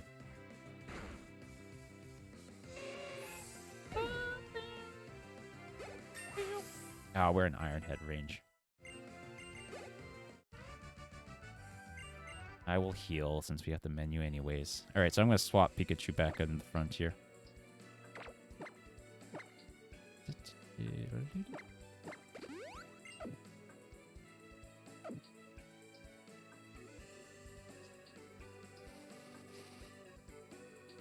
This trainer's really bad if you hit it. She has a Nummel. Nummel is fire ground. We don't like ground types with Pikachu being an electric type. Alright, so we're in Fall Arbor Town. We're making our way. So we're pretty much at this point in the game, we're just following Brendan. Brendan has caught wind of a professor that is in trouble from...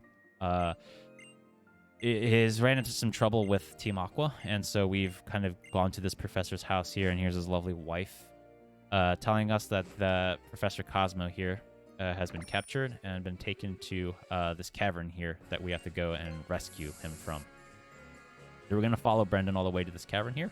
We're going to do a couple quick fights here on the way, though.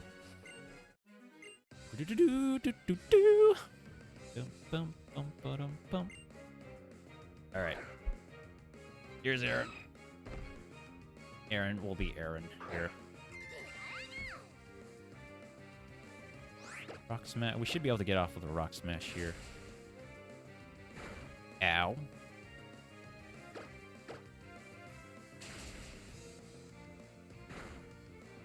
Oh, that's not good.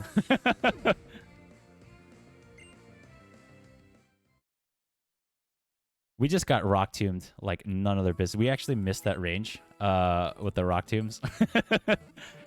So we're gonna have to make our way back here, which is no problem here. We'll just be in gamer mode here.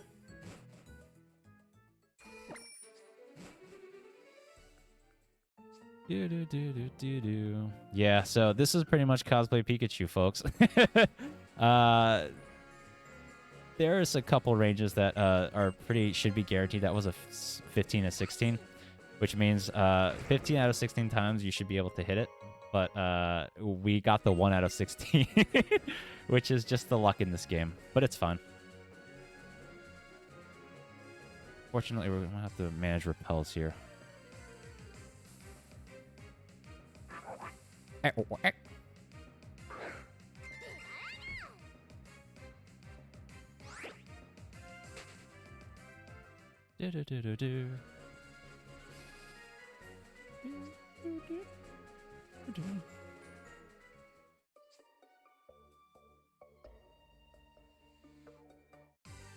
Oh, we were so close.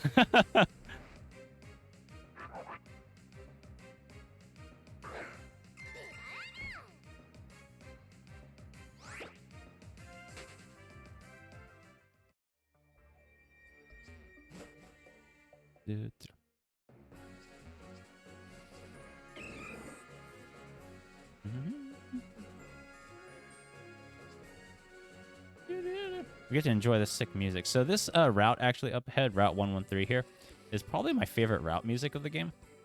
It's just like very chill vibes, and I dig it.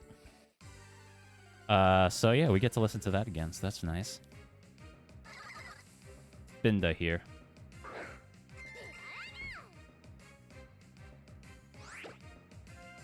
It's my mood right now. Spinda's totally a mood right now after I got that 1 out of 16. Alright, so here we are in Full Arbor Town again. And we're going to make our way. This Poke Maniac Steve right here is going to in for a beating. No one beats Groucho twice in Pikachu here. Here's what we're going to do. We're actually going to save for this. In case we miss that Rock Tomb range again. Alright, here we go. Pokemaniac Steve.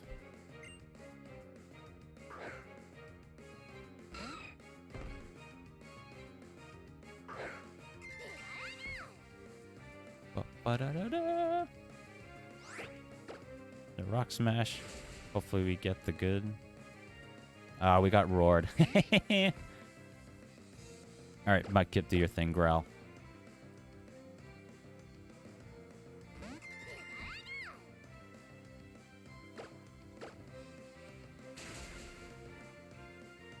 Excuse me?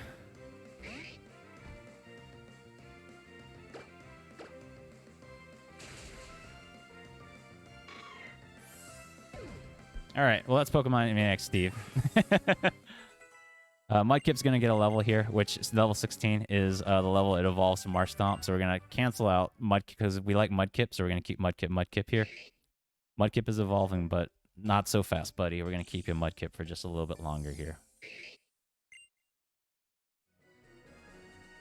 So usually Mudkip is not alive for that fight. If you remember the previous fight with the Trapinch, we knocked out Mudkip in that first fight. And the purpose was pretty much for that, but Mudkip gets revived because we have to go back to the start point here. Yeah, so we want to avoid getting roared, which switches out your Pokemon in your party. And so, yeah, that's kind of why we like to keep Mudkip fainted there. Ooh, this trainer's really bad. I'm going to dismount here. All right. So it's pretty standard here. This is a true double fight, and in Pokemon speedrunning, there's no such thing as a good true double. So we're going to try and prepare ahead of time here. We're going to save. What we want to do is go ahead and pop in actually O-Power here because we have a chance to one-shot the Grimer here. And if we can get Grimer out as fast as we can, we want to take that opportunity. So that O-Power helps us here in this situation. So let me explain what a true double is. A true double is essentially a double battle where you have two opponents, but you also have an ally Pokemon. A true double is one where you do not control your ally Pokemon. That is up to AI. The other situation, obviously, is if two of your own Pokemon are in that fight. But this is not the situation since Brendan is going to be able to help us out real quick. So I popped the special attack O-Power. We're going to start using Electro Ball here. This O-Power should help us maybe one-shot this Grimer. And Grimer has a Mud Bomb, which is super effective against Pikachu, so we want to avoid having that happen. So we're going to try and one-shot this Grimer, which we got, which is good. So that O-Power helped us there, so we're thankful for that. We got Snarled, so our special attack goes down, which is not good. So we're going to have to go ahead and we'll go ahead, Drain and Kiss the Mightyena here. And hopefully we can get... Okay. Slugma's not doing his thing. Come on, Slugma. Oh, Slugma. Slugma, no! Slugma's not doing his, pulling his weight over here. Slugma got confused by Mightyena there, so he's gonna have to struggle a little bit here. Alright, so here's a Curvana here. We're going to go ahead and we're going to try and Drain and Kiss the Curvana here.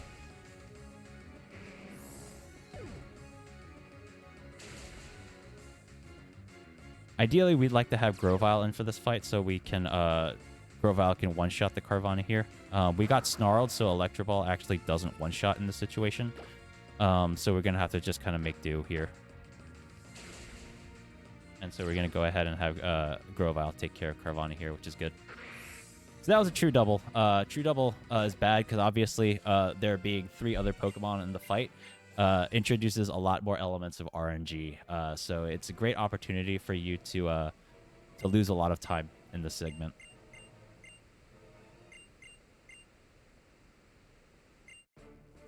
And here we go. Here is the Team Magma leader. You'll see both in both games, obviously, but he's kind of opposing Archie over here. And that's, yeah. You don't really see Team Magma much in the Alpha Sapphire version of the game, but you'll see, obviously, Maxie and Team Magma on the Omega Ruby version a lot more.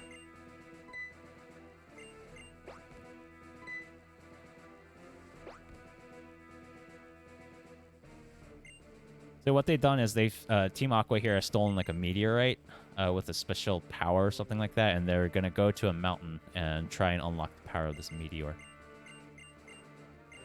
And so Maxie's trying to go up and stop him, but obviously we need to give chase to Team Aqua and try and stop their plans here.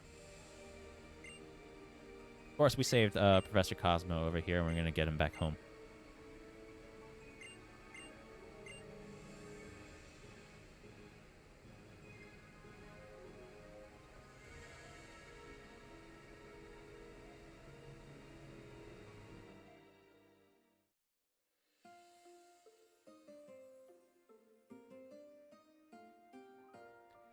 While we do that, I have to do some math. Yeah, so like I said, with Electro Ball is going to be like our main move that we use now. It depends on the speed and our special attack. So I'm going to have to do some calculations and see how much damage we're going to do using Electro Ball. Our speed is okay. Our special attack is really good, so hopefully that bails us out in some situations here. But I think we're going to be okay. I'm doing some of the math right now. I think we should be fairly okay. But in the meantime, what I'm going to do is I'm going to go shopping because I need some more healing items.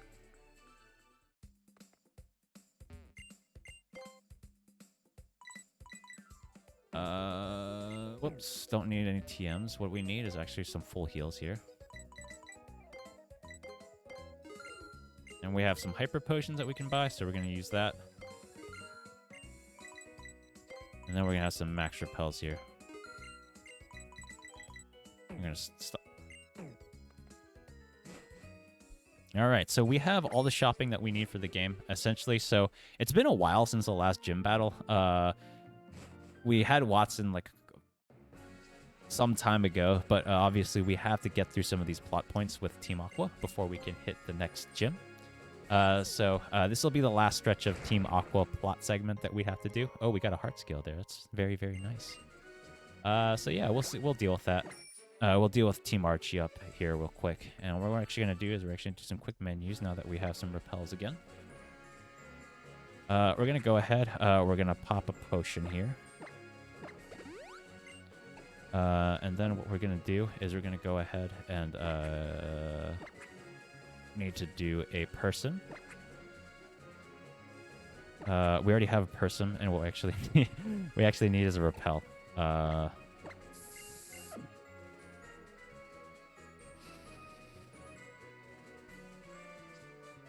this is the aura spinner here that I hate. This guy, you'll see him go like left to right.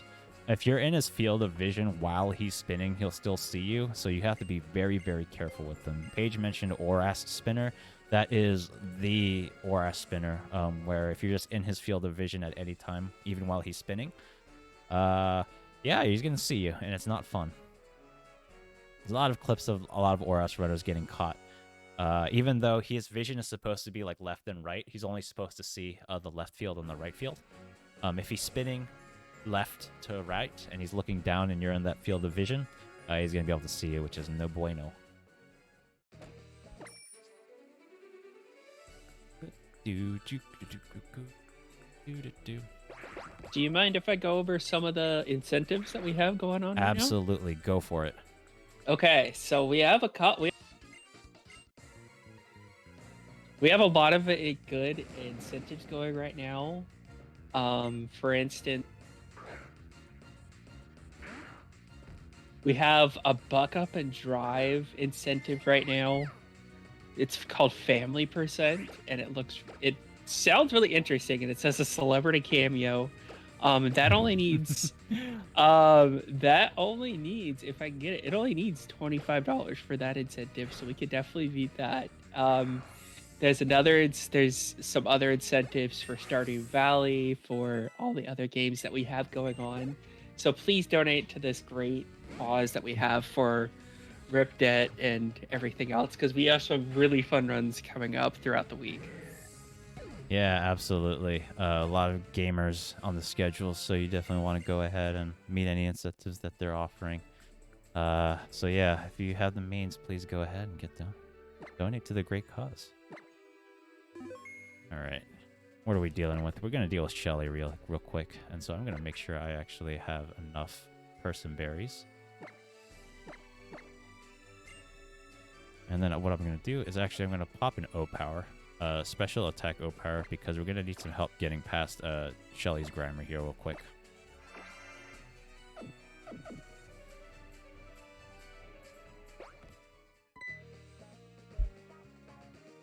So I mentioned that Cosplay Pikachu here is obviously not the best battle type Pokemon, and it's pretty much gonna start to show around here. Primarily just because you know, stat-wise, it's not really meant to be this level. You're supposed to eventually, like, evolve it to, like, Raichu and stuff like that. So all these Pokemon are evolving. We are not, so it's going to struggle a lot. So we're going to have to rely a lot on some enhancements of X attacks, X special attacks, O powers, stuff like that. And so this Electro Ball hopefully gives us a 2-shot range. If we are able to hit... Okay, we're able to hit. That Grammar can be a little bit of a struggle because it has minimize, and it's like Sandtac, where it'll be a chain of you missing a lot of hits if it minimizes itself enough here. But we're able to survive that fight. It's a pretty sticky fight if you're able to get a chain of misses going, so it's not good. But we survived that, so we're good.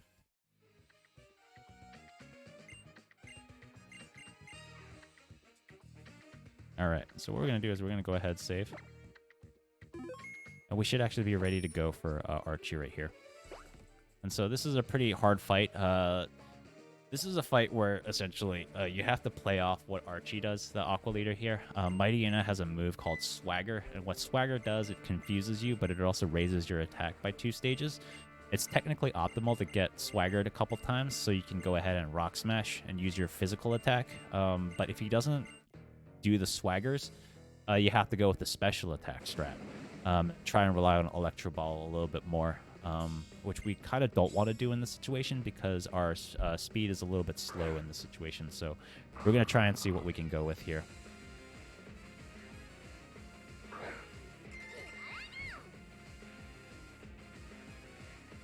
All right.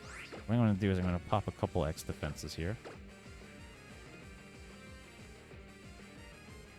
Before we do that, we're going to get roared because Mudkip's alive. Go ahead, growl, baby, growl.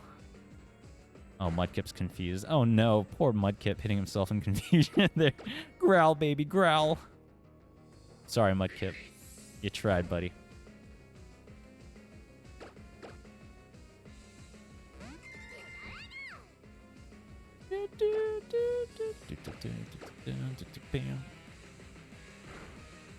Alright, so we're getting a little bit trolled here. We're not getting swaggered.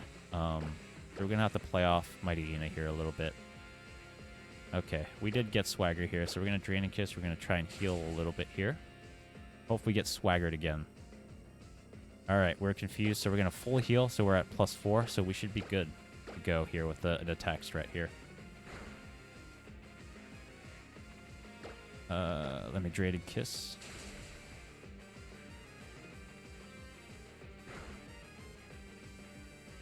This will guarantee that we're able to kill with the Rock Smash here. So Draining Kiss is kind of a tool that I like to use for safety in just situations just to make sure we're fully okay to kind of hit what we need to do. And so what we're actually going to do is get rid of Draining Kiss here. We're going to teach Spark, which is our physical electric boot here, and we're going to rely on it a lot here. So I'm going to go ahead and Spark Sharpedo here. It's super effective being a water type. We're going to get Rough Skin, but that's fine. We're still going to survive that. Doing the math here, folks. And then our last tier, we're going to get saved here also by Golbat by sparking it as well. The Spark being a physical move, it really benefits from the Swagger situation that we have where it got our attack boosted. So, yeah, we really like to get Swaggered. It took a little bit while, so it was technically slow. But, yeah. We survived, and that's all that matters, right, folks?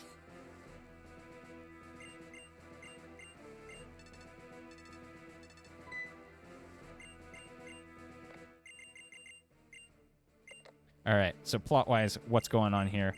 Archie took the meteorite that he stole from the Cosmo. He's giving it back to us. I don't know why. But yeah, we foil all. Apparently, all you have to do is just defeat their Pokemon, and then all these guys go, "Oh, shucks, I have to just give up now." And that's like all they need to do, which is would be a much more peaceful world if that's all you have to do to stop people. So I'm a big fan of that. But yeah, that is pretty much all the plot things that we kind of have to do at this point. So what we're going to do is just going to go ahead and actually do some menuing. We got Swaggered a lot, and we were using some whatever items. So I'm going to go ahead and equip the Silk Scarf again, because we're going to use Echoed Voice again. And then, yeah. We're ready to roll. Oops.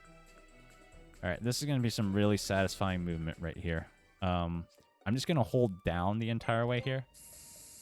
And we're going to barely squeak by this roamer right up here real quick. It's always a little bit scary because it feels like he's going to walk up right to you and see you. But if you're holding him down, you're pretty safe on that movement there. We are going to stop by the Pokemon Center here because we got to withdraw Zigzagoon. If y'all day ones remember old Zigzagoon over here sitting in the box. As we're getting ready to go ahead and start doing our...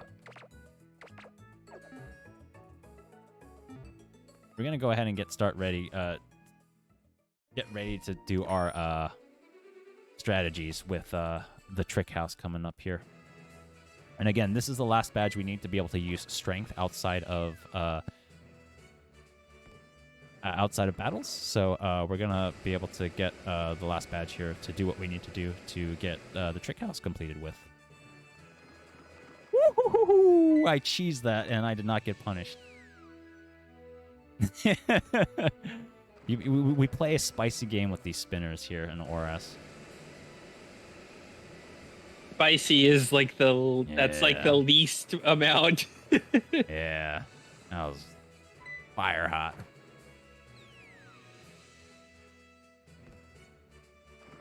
Yeah, I hate this gym. You'll see like those like little bubbles in the water. You have to avoid those as a trainer, so you don't want to fight them. And then this is just a wall of spinners here that you don't want to fight. They take forever to spin. All right, Kindler Andy. Kindler Andy is not fun, so we're actually going to save here. This is a pretty, really, really bad strategy that we have to do here. Kindler Andy has a Nummel. Nummel, I've talked about a little bit before. It's a ground fire type. Ground is super effective, but it's a special attacker, so it has Earth Power, which does a lot of damage against us. We really can't do anything because Earth Power is so strong. So what we're going to have to do is just hope it uses a move called Overheat. And Overheat will actually drop its special attack down 2 steps. And so that gives us an opportunity to be able to survive if we can get there. We need it to use Overheat. Come on, buddy. No, don't do this to me, buddy.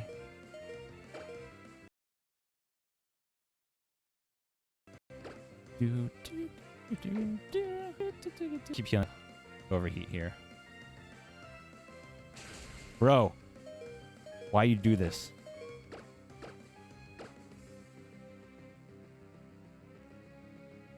All right, thank you.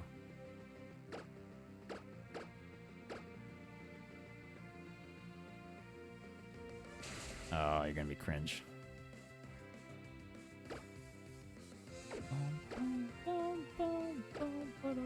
All right, we're gonna have to play around a little bit here until it keeps using Overheat. This is a tough fight. You're at the mercy of Overheat. Usually it uses it twice by now, which is what you want to see here. So now we should be able to go ahead, be able to survive a couple Earth Powers here. So that we can go ahead and... ooh, we got a special defense drop. That's not good.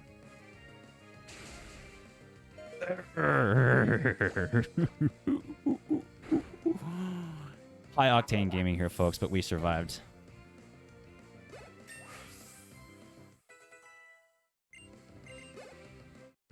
But yeah, it's starting to get not fun, as you can see. It's getting very, very hard for Cosplay Pikachu to hold its weight in some of these battles. So we gotta do some strategies that rely us on some not so fun strategies here. So what we're actually gonna do here is we're gonna heal up because we need it.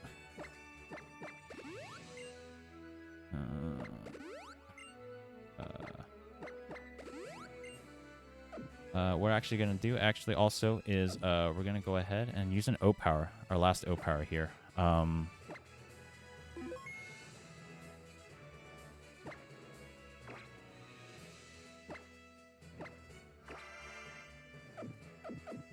Flannery is a kind of a same situation as Kindler Andy over here. She has a Nummel, but thank God it comes out second. So we have an opportunity to build up a good voice chain to one-shot it so we don't have to survive any of those god-awful Earth Powers. But we do have Slugma that we have to fight, and she's going to lead off with the Slugma, and it has a couple moves that we need to work around. One primarily being Light Screen, which halves the special attacks. So we need to make sure Light Screen's not up, and so we'll be playing around that. And so here's Flannery. This is my favorite gym leader of the Hoenn region. She's just got like really, really mad angst, millennial energy that I can relate to, being an older millennial. So Flannery gets the crown for my favorite gym leader here in Hoenn. He has a cool turtle too, so that's like bonus points for me. But yeah, so we're gonna have to play off what Slugma is doing here. So pretty much we're gonna start off with an X special defense to give us some cushion here. And then we're going to wait and see and play a chess match with Slugma here. So Slugma used light screen, so that's an immediately start for me to start building up some X special attacks. I have 4 turns right here to build up enough special attack to be able to hit Slugma with enough power to kill it after light screen fades, which is 5 turns. 2, so that's 2 turns. This will be the 3rd. I need to X special attack.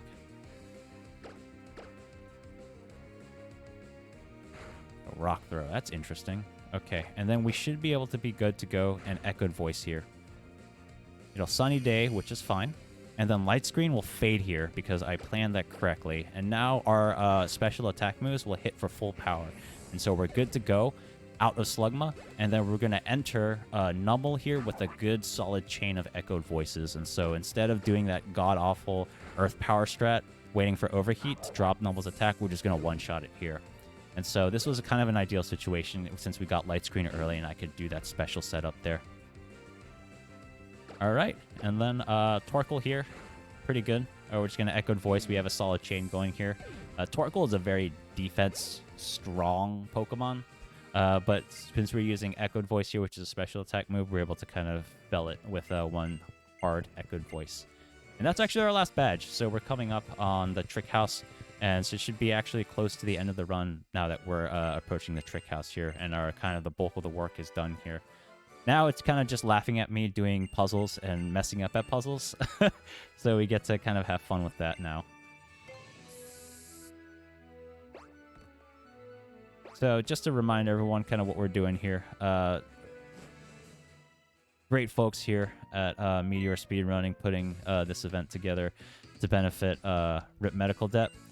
Which helps to alleviate medical debt in this country, and unfortunately affects a lot of people's lives. There's a lot of source of strength, agony, and stress for a lot of people, and quite frankly, not really deserved considering medical emergencies and medical situations come up as they need. And so to be able to relieve medical debt, this organization is a very, very good thing. And so if you have the means, please consider donating. I'm a very, very big fan of the organization, so I'm very, very happy to be playing my part here by contributing what I can. Exactly, and yeah, and it's I finally am able to read stuff now. So whenever I was looking at different things, I was pressing the end button and it would go down to the bottom of the screen. So now I'm actually able to read things. Go for it, Paige. But we estimate Americans owe a staggering $1 trillion in medical debt, which impacts more than 79 million Americans, causing more than 70% of bankruptcies. So, like, it's just huge on how many people, like, have to deal with this. Be able to have this. Yeah, most certainly. All right, so we have the Infinity Gauntlet of HMs here. We have Strength, Rock Smash, and then we have Cut. So I'm going to have to teach all these moves to our Pokemon that we've collected. So let me go ahead and do that real quick. We need to teach Cut.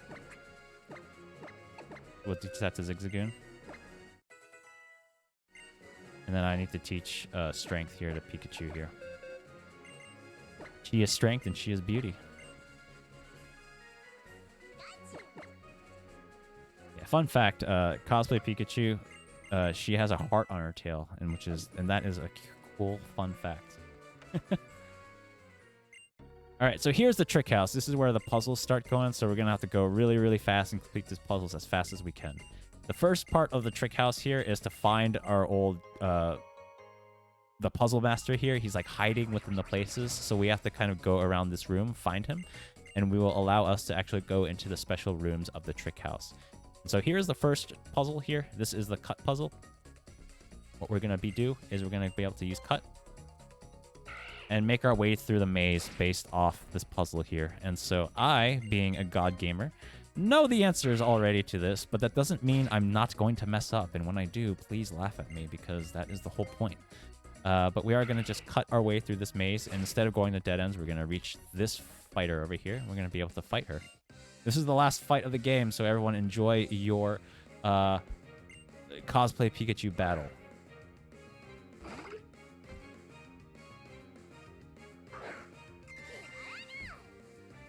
We have an old Metatite here. Metatite's going to be a little bit cringe, and it has Detect, so hopefully we're able to two-shot it here.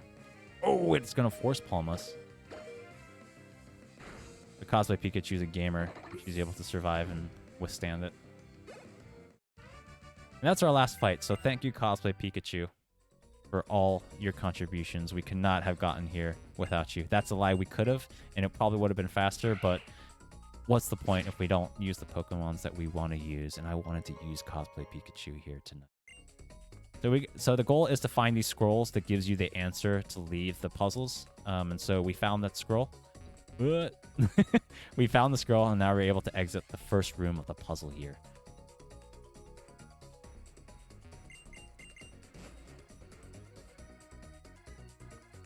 That's the first puzzle, and we're gonna talk to the puzzle master here, and she's gonna reward us for every puzzle that we're able to solve. And so we're gonna have to come back here at that mysterious hole of the wall over there, and we're gonna have to enter the trick house again to solve the second puzzle. And again, in similar fashion, we're gonna have to find the puzzle master here hiding. He's gonna be hiding in the bush this time.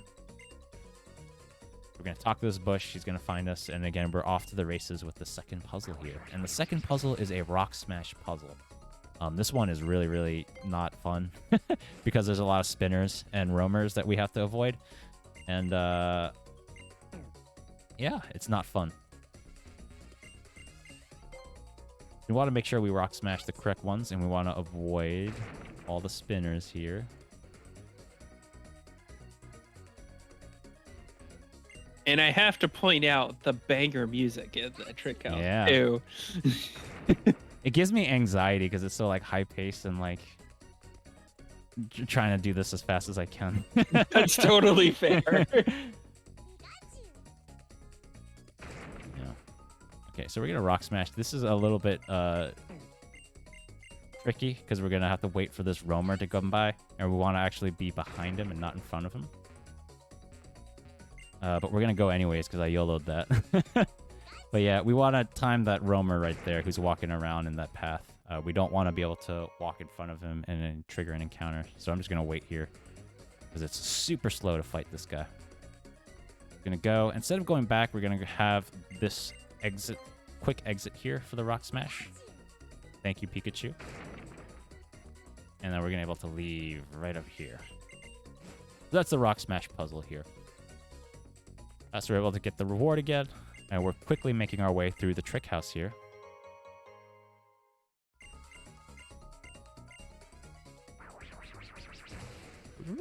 This guy just zooms on out of here.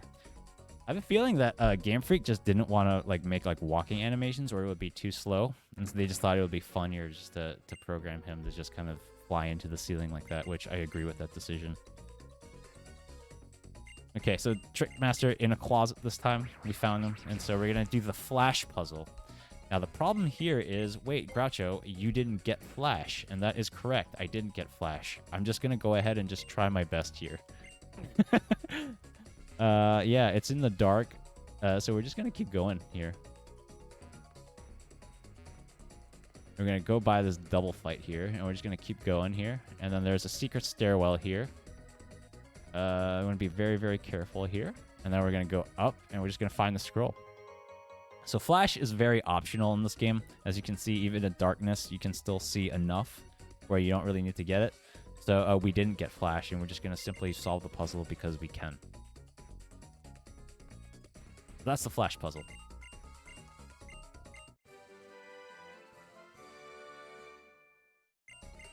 We're about halfway through the trick house here. We have 3 more puzzles.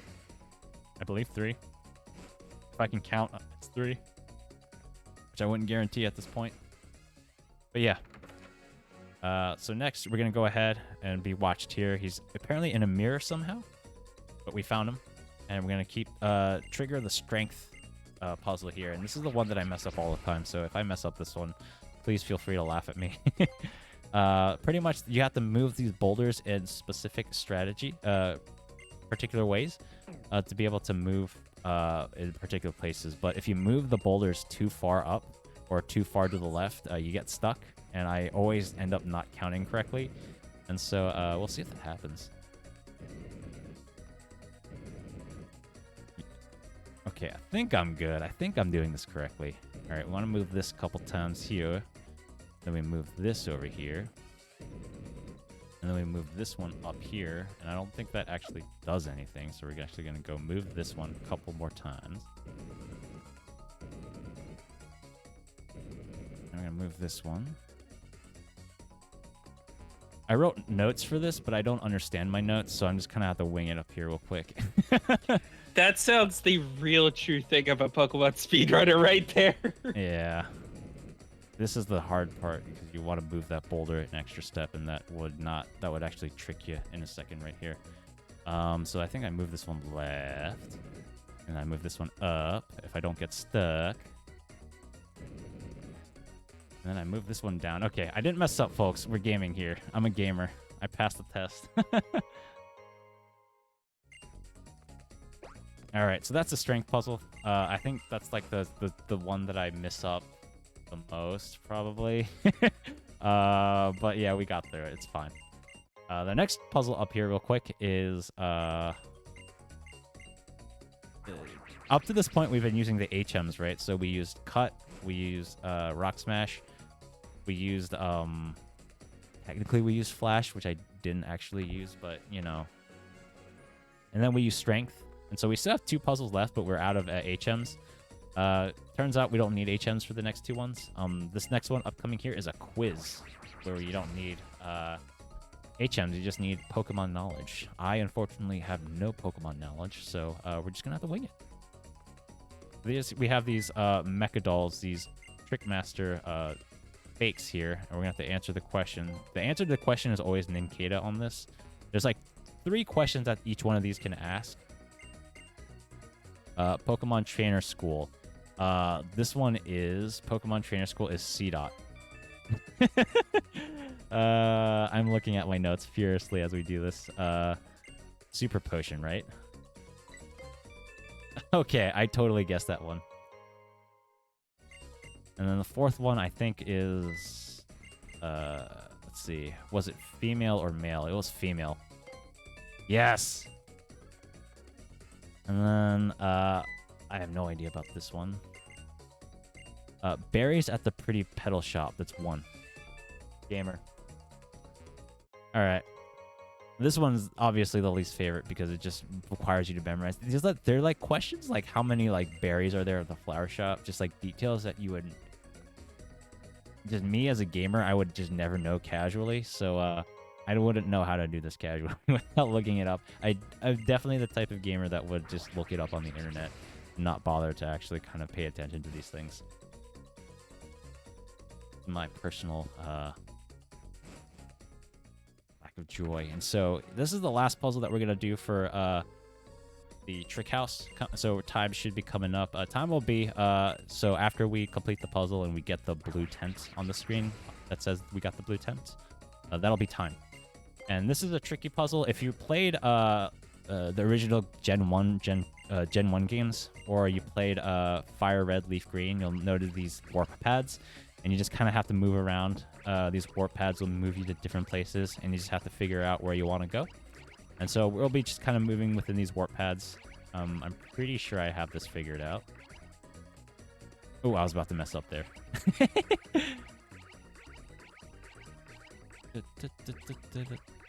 Yeah, so we're going to have to find the scroll up here, which is up there. So we want to get to that location.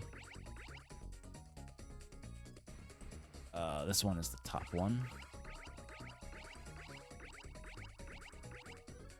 We're going to go over here, and we're going to go bottom one here, this one. I think. Oh, yeah. No, I'm right. I'm right. I got this. And then we should be at the scroll right over here. we're able to find the answer, and now we just have to make our way out of the trick house here. We can do that by we go up here, and we'll go around here. And this is actually be the last... we're going to have to just kind of do putt-putt here and just hope that the one that we select gets us all the way, because there's just no movement from here. We're just relying on the warp pads right here and hope that we selected the correct one. We're going to have to see. We ended up in the right location, so we're right at the end over here. And so we're coming up on time. I'm going to go ahead and chat up the person. He's going to say... he's been defeated, and we're done, and we're going to get the blue tent, and that's time. Yeah, so that is Trick House percent. We've completed the Trick House. We done it with an alt main with Cosplay Pikachu, my Pokemon that I wanted to use. And so again, I've been grouchobarx. Thank you, y'all, for taking the time and chilling with me with this run. I had a lot of fun to be able to show it off. I love Cosplay Pikachu. And I love this game. So anytime I get a chance to show it off in any manner is a big win for me. So thank you all. Stay tuned. We have a couple more games coming up. We have a fun block here. Y'all want to stay tuned for Steve's run coming up because they look very, very good. So stay tuned. I'm out, but I'll be in chat. So take care, everyone, and stay safe.